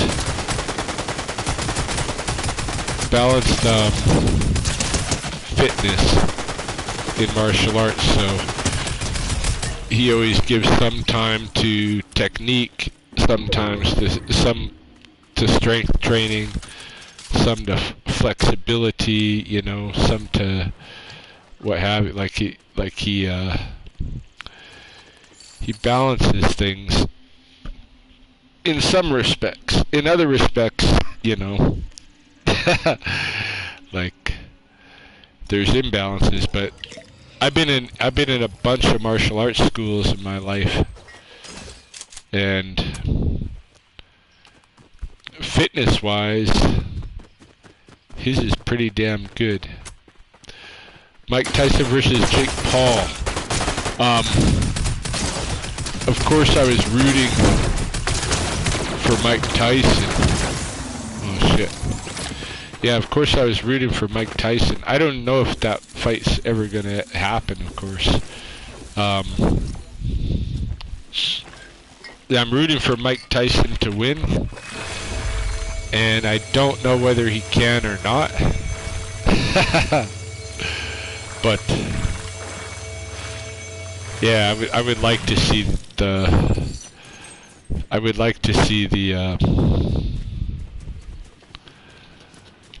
old guy win. Maybe that's just because I'm an old guy.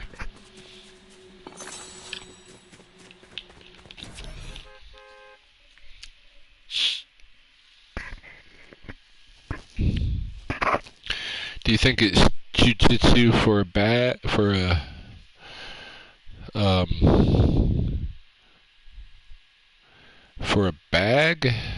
Oh, what is your opinion on the Mike Tyson jujitsu for a bag? Or it's just for no, I think that Mike Tyson versus Jake Paul is a legit fight. Mike Tyson is not a bullshit guy. You know, if it was Jake Paul, some other situation, like, I don't know. But Mike Tyson's not a bullshit guy, and if he says he wants to go fight somebody and it's gonna be a fight, then he's really gonna try to fight. Like, Mike Tyson's not gonna go in the ring tonight fight. He's gonna try to fight, you know? So, yeah, I didn't think it was gimmicky at all. Other than, you know, it's pitting such a big name, but older and more or less kind of, well, retired-ish, you know?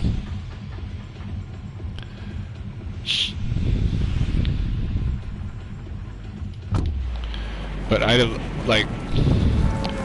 remember watching the Mike Tyson fights. I was in high school and in the military when those were going on. And, they were so quick. like you better be ready when that fight starts, because it ain't gonna last very long, you know?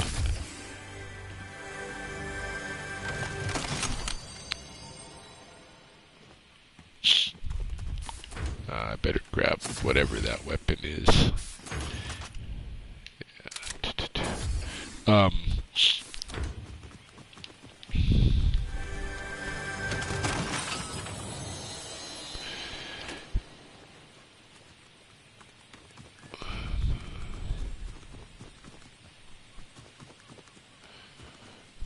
Just reading.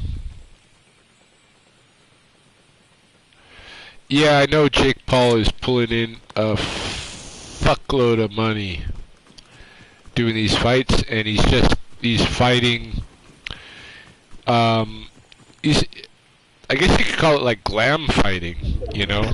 He's fighting big names, and they don't have to be in boxing, they could be MMA or whatever. As long as you know he's dealing with somebody tough. Jake is goofy? I guess so. I think he's the little brother that, you know,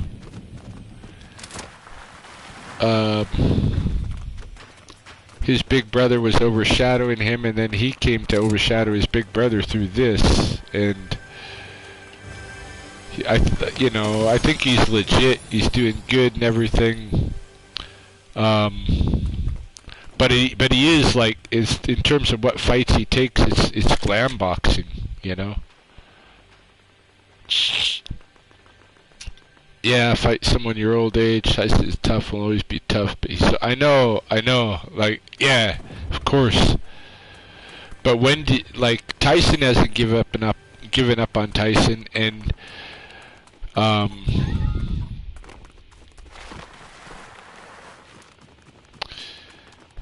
like, I don't know. Like, why criticize Jake for taking that fight? Because in reality, you know, who better to try to prove himself against than like Mike? Well, of course, you know, yeah, take on a younger fighter your age or whatever, but that's not what he's about. He's about taking the big fights that are going to draw these big numbers and all this stuff, you know. Yeah, Roy Jones. Age gets to everybody. It's true, dude. You cannot beat age. And yeah, I don't know what would happen in the Mike Tyson Jake Paul fight, but you know, maybe it's just a good thing it's not happening. Doesn't seem like it's gonna happen, you know. But should it happen, I'm gonna be rooting for Tyson, even though it seems unlikely in some respects.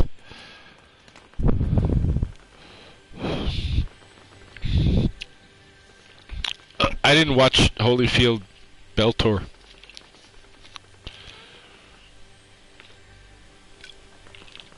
But, you know, all those guys they're too old now, really. They like,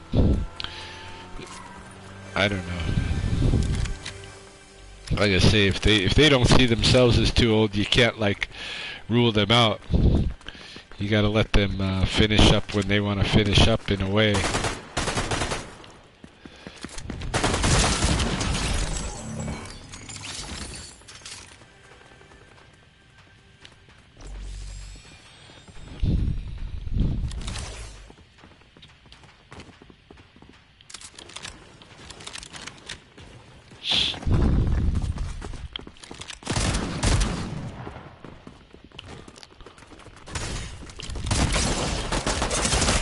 Oh.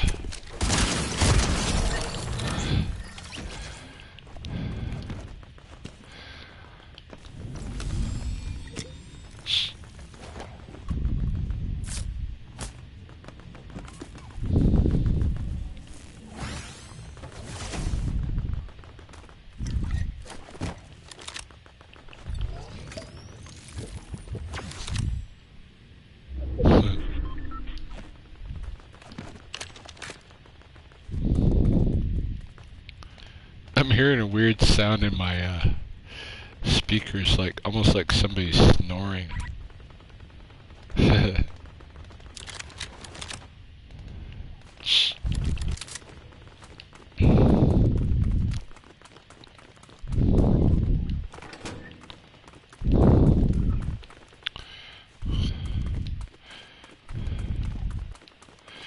I don't know.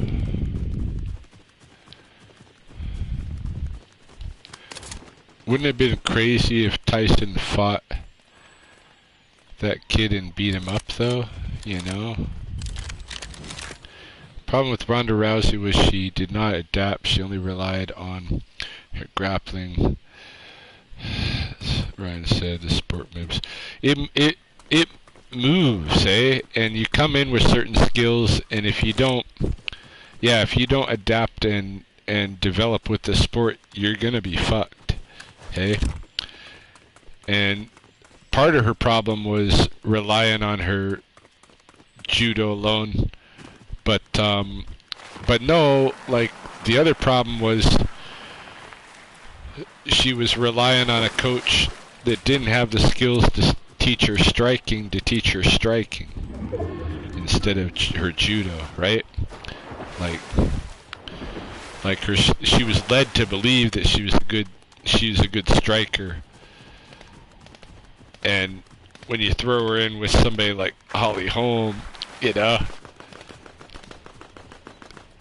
who had a boxing background to begin with, yeah, she's in trouble, deep waters.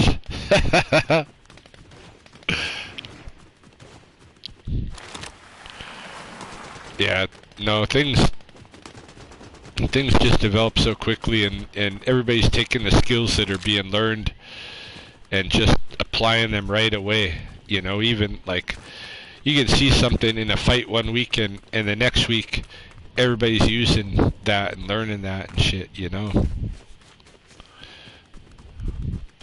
Yeah, he was, but like her striking wasn't at the level where she should be relying on it like she was, you know, toward the end of her fights in the UFC. She started to play with that and perceive herself as more of a striker than she was. Hey,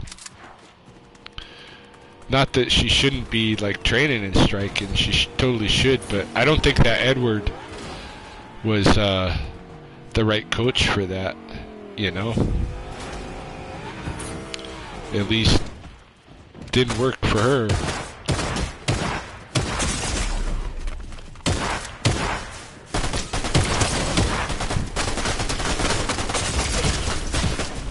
What?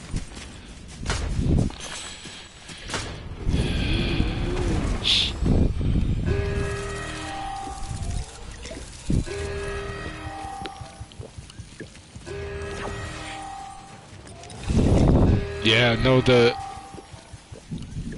generations are going pretty quick in MMA still. Like ever since the 1990s, it's been bang, bang, bang, bang, bang, bang, bang, bang, and it's still like that. Like, you know, even like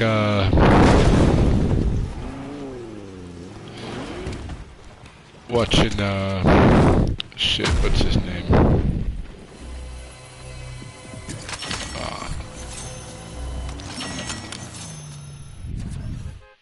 Never mind. If I think of his name, I'll get back to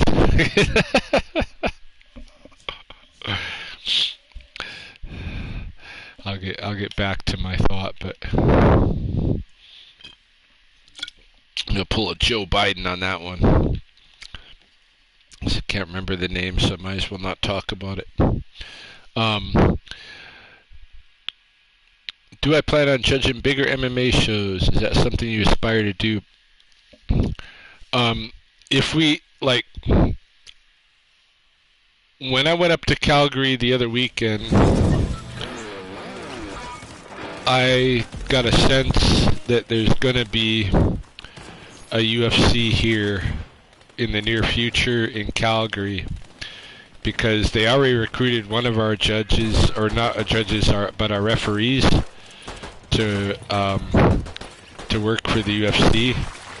And you know, he was telling me he thinks it's because they're going to be having an event coming up here too, and they're looking at judges.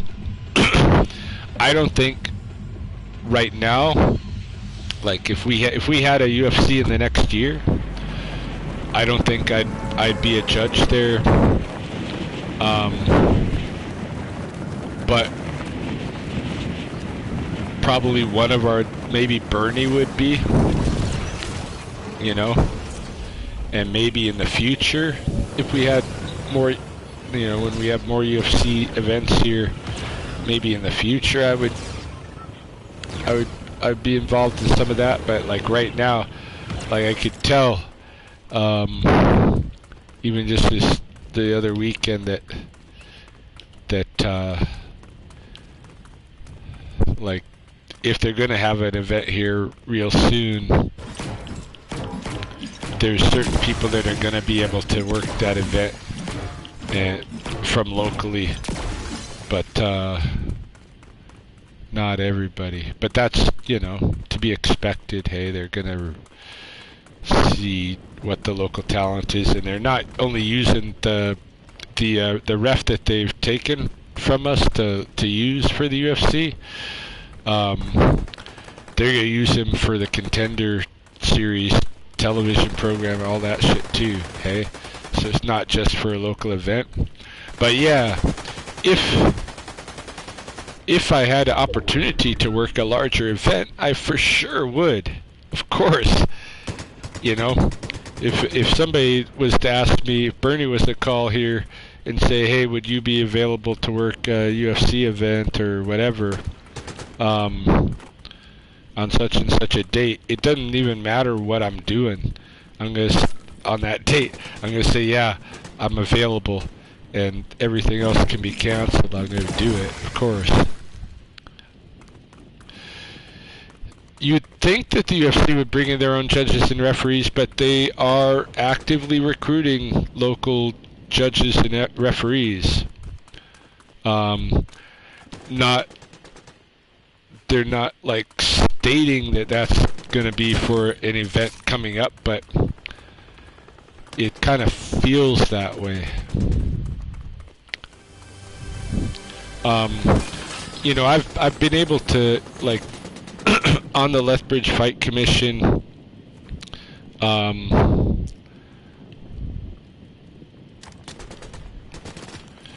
like, the martial arts world is not a big world, hey?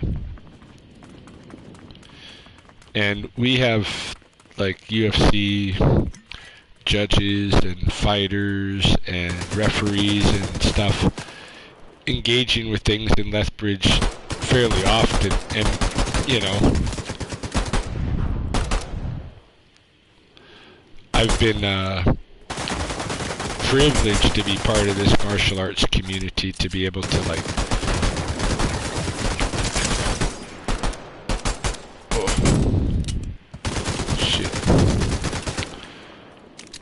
to be able to be at events working with people at that level, you know.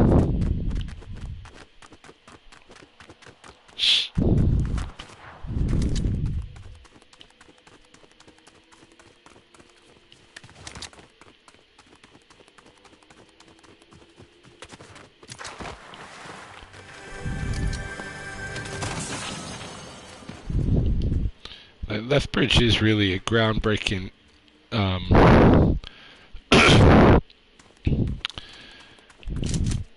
groundbreaking area for some stuff. Like right now, the bare knuckle boxing, like, you know, there's UFC judges and referees coming to Lethbridge to experience that stuff.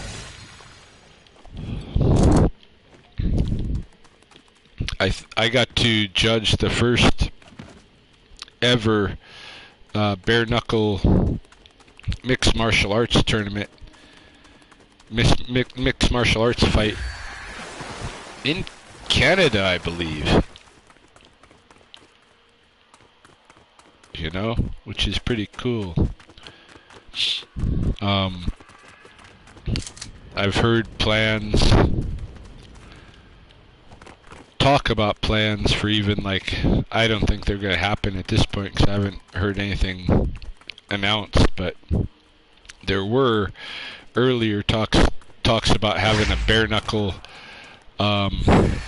mixed martial arts event within a haystack ring at the Whoop Up Days here in Lethbridge, you know? Like, Lethbridge is a crazy place for martial arts because of Lee. It's great, you know?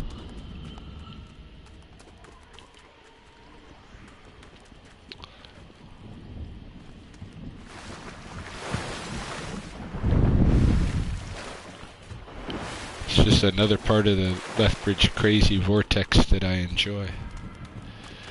We somehow happen to have, like, super high level martial arts in this real crazy place in Alberta. I don't know, a lot of places have high martial arts, like freaking Sean O'Malley coming out of Montana. That's some crazy stuff. Like, who'd ever thought Montana?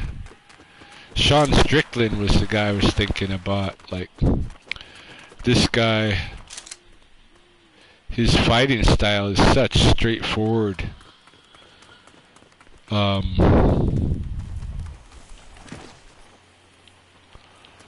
somehow he still, like, confuses these guys. Was it your friend Steve that had the picture of Jesus God, and you thought it was his father because he... No, not my friend Steve. Stevie was the one with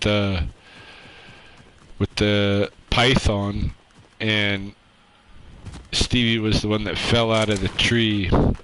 The kid with the picture of the God Jesus thing, I don't even remember his age.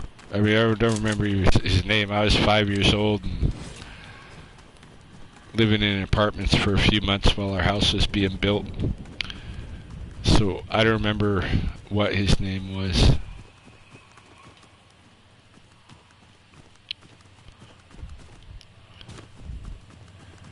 Yeah, highest ranked black belt in judo twice here.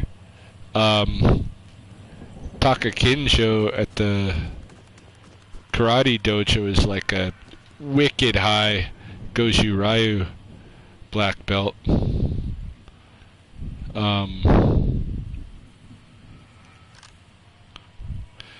Oh yeah, the God story made you laugh.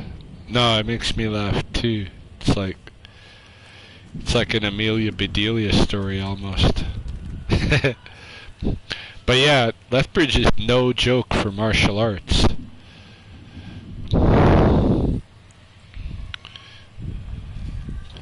It's cool. I'm another reason I'm proud to be here. Like, there's a bunch of reasons why I just love Lethbridge. You know? Martial arts is definitely one of them.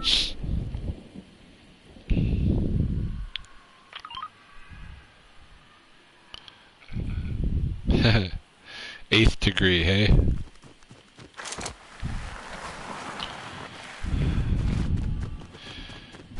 Yeah, that... I mean, we have, This is one of the cities that's like a emissary for Japan and Okinawa, hey? And we have super high level judo and karate here.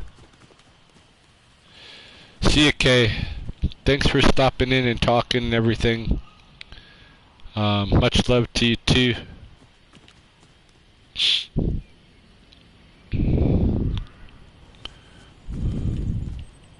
We will talk to you again.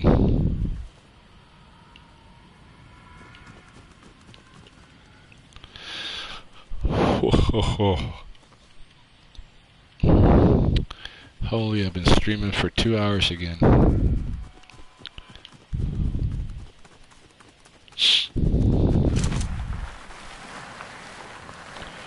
We got high level traditional Japanese martial arts and high level UFC or mixed martial arts and kickboxing here. We got good martial arts.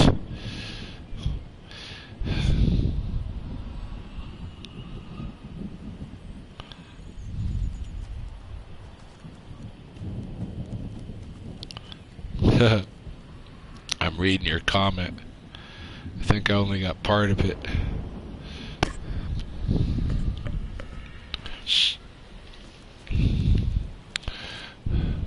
Like, you can't be good at everything, of course, eh?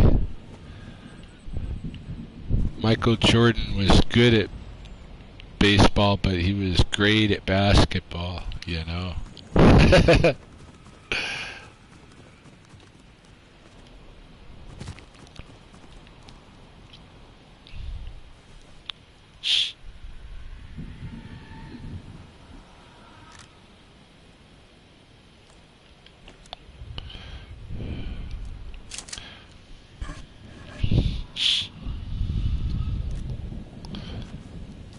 Chicago, hey?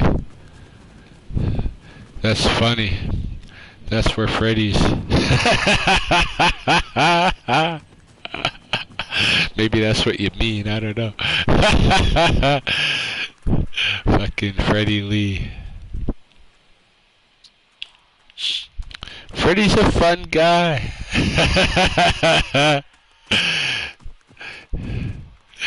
He's a character.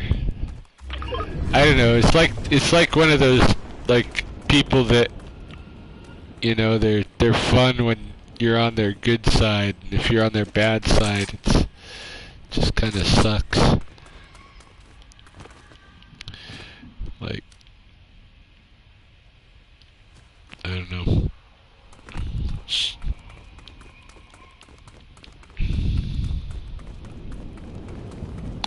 I just wish Freddy wasn't such a, like, his ego wasn't so insecure, you know? Like, he could do a lot if he didn't have that insecure ego thing going on.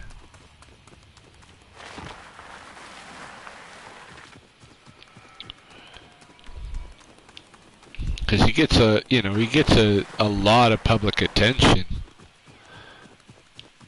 and it's mainly based on appearance, I think, you know, but like also he does have some athletic skill for sure.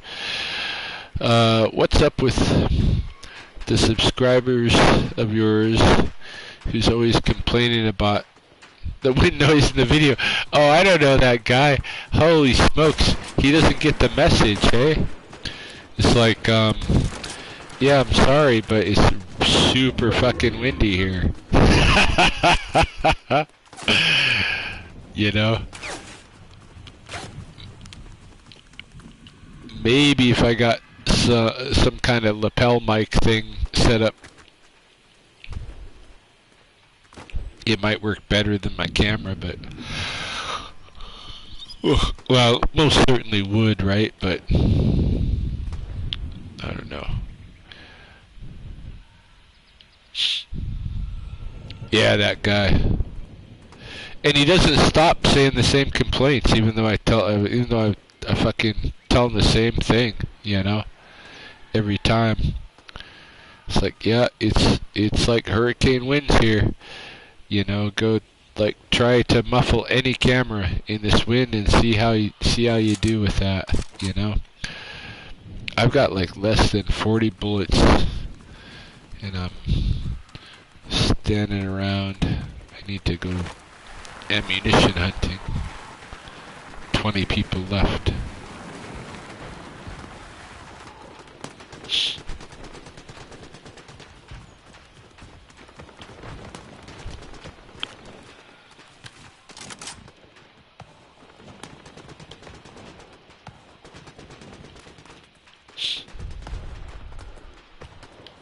Ooh.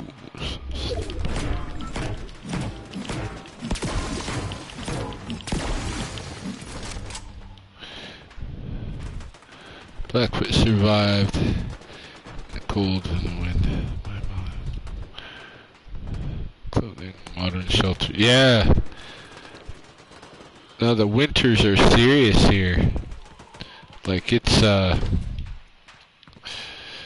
think the only way to survive here is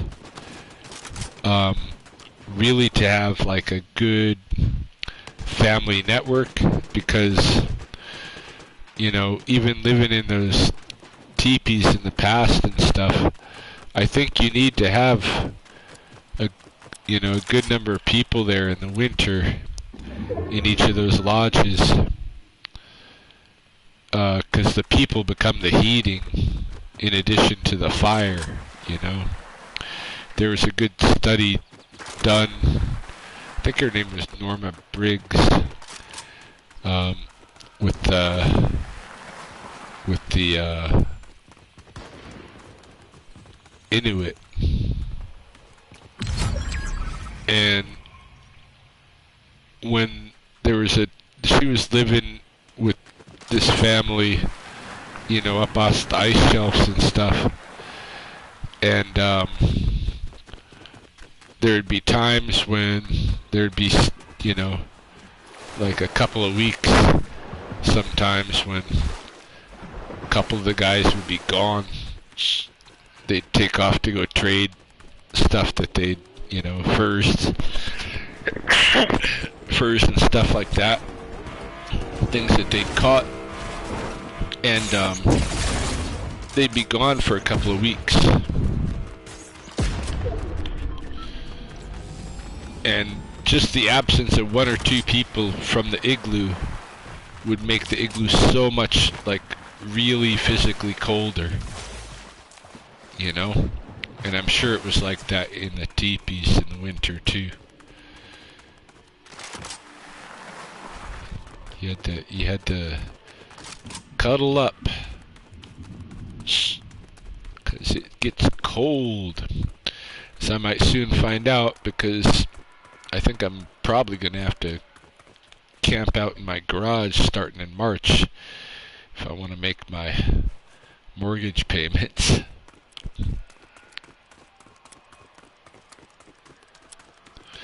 And my garage is not insulated. I've got a heater. I've got to get a electrician in to install it. And I've been putting sandbags. I've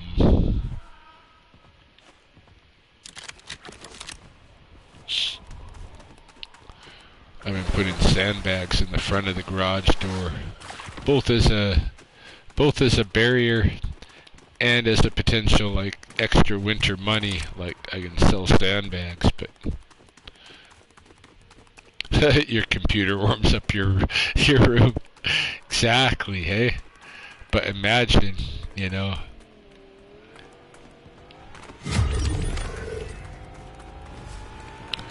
No, you need a good, like, pod of people living together in a lodge to survive winter here, you know?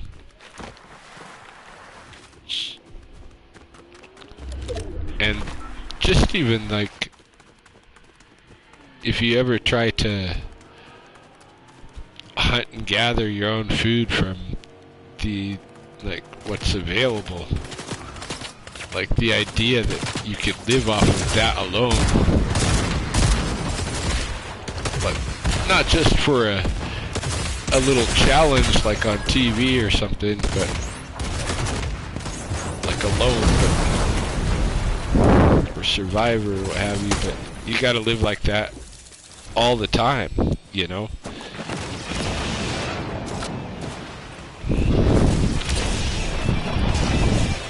Yeah, it blows me away.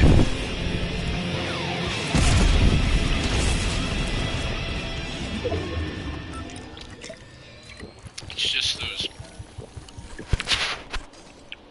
when you get into that minus 20, 30, and 40. Well, I don't know, there's something about those temperatures that's almost okay, like you can almost deal with those better than the, say, minus 10 to minus 20, because it's like, it's cold, but it's not as dry as cold, you know, as dry a cold, I should say. Like when you're minus 20 to minus 40, it's just cold. Like, I barely even feel the temperature difference between that 20-degree range. But if I'm in the minus, you know, 10 to 20, that's some miserable shit.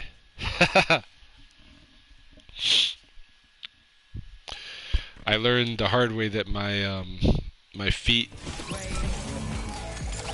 can go to minus 6 exposure without getting frostbite, but minus 6 and a little moisture seems to be the threshold.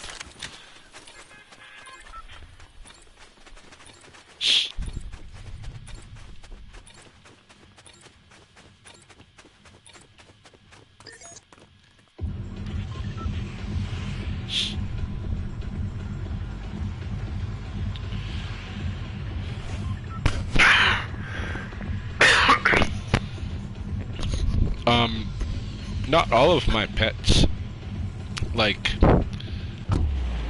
probably, my Rottweiler will come sleep with me.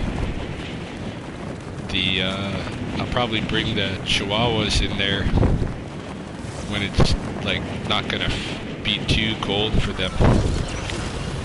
But the way my house is situated, the main floor is like common use for everybody, and use for like all the dogs and that kind of stuff. I've got a room where my snakes and my bird are, and that room is all fucked up, so I'm not renting that room. That room is going to continue to be kind of an animal and art supply room. So those ones will stay in there, but my dogs, you know, when it's warm enough, will stay with me in the garage.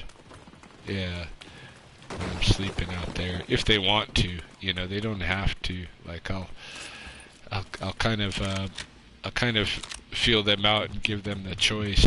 You know.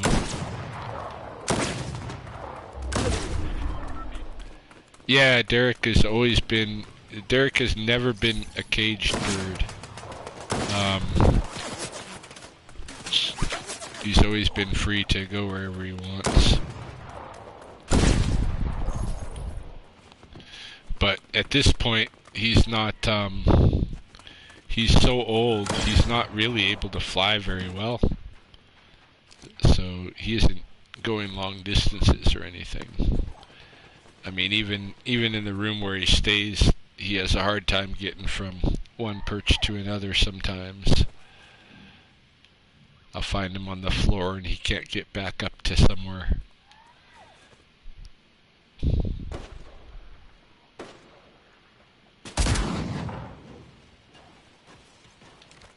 Thought that was somebody up there, so. Yeah, Derek's always been more or less a free bird. I was originally taking him outside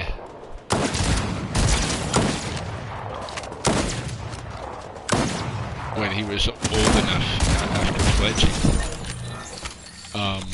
But we had a couple of like scares where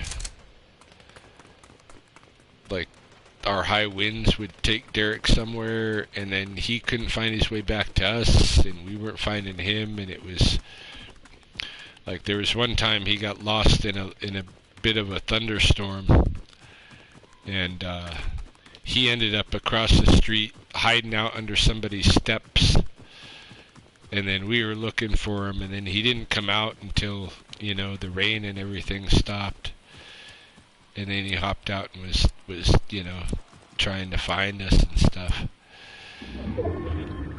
And at some point I just realized, well, if I keep messing around and taking him outside, he's gonna end up getting caught by the wind going somewhere, and then he's gonna try to find some human to help him, and he'll go like land on somebody and they'll be scared to death. This wild bird landed on them, and they'll like, you know, beat him up and stuff. I just stopped taking him out. The risk was too high. But inside the house, he's always had free reign, and it's not easy keeping up with cleanup after a free reign bird.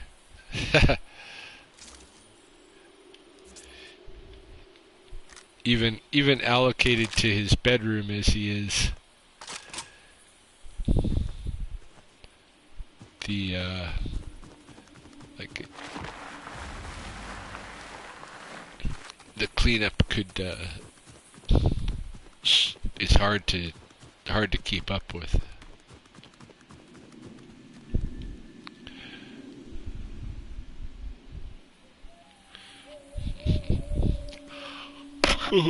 I think this is gonna be my last game. I'm getting tired.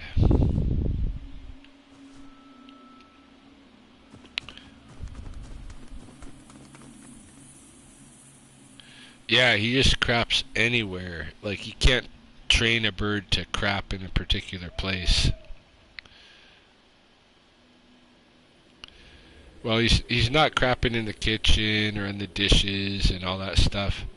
Like, really, at this point in his life, he's just staying in the one room, in the one bedroom.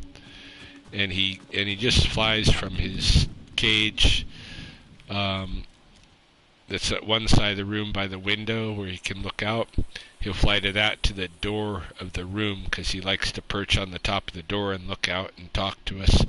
He doesn't much try to come out of that room, so he's not causing my roommates any problems or anything like that. But in the past, yeah, like, he was everywhere, and we got shit everywhere, and I'd have to constantly be trying to, like, keep up with it. And it caused a little tension with me and my ex-wife, you know. Like, she's, as you may have seen when I moved back in here, she's not one that's very good at cleaning, and so she wasn't helping me at all when Derek was more mobile.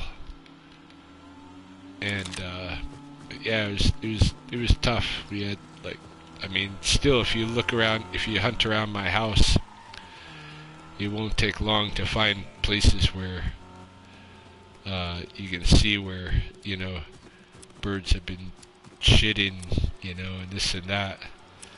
Like, especially around, like, curtain rods, windowsill kind of thing, you know.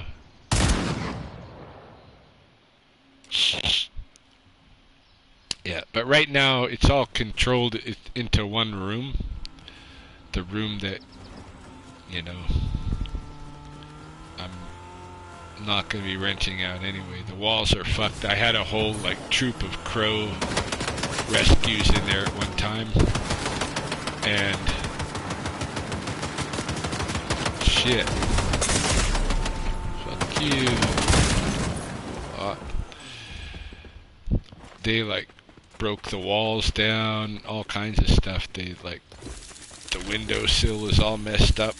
Like, that room needs some major repair. So that's why I put Derek in there, because he can't really hurt it. It's already fucked up. But yeah, I think that's going to be it for my night tonight. Going to shut down the live feed.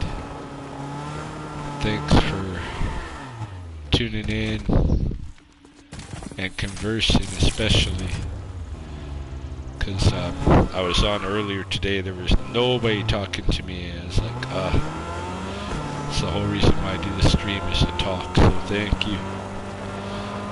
And yeah, I'm gonna shut down.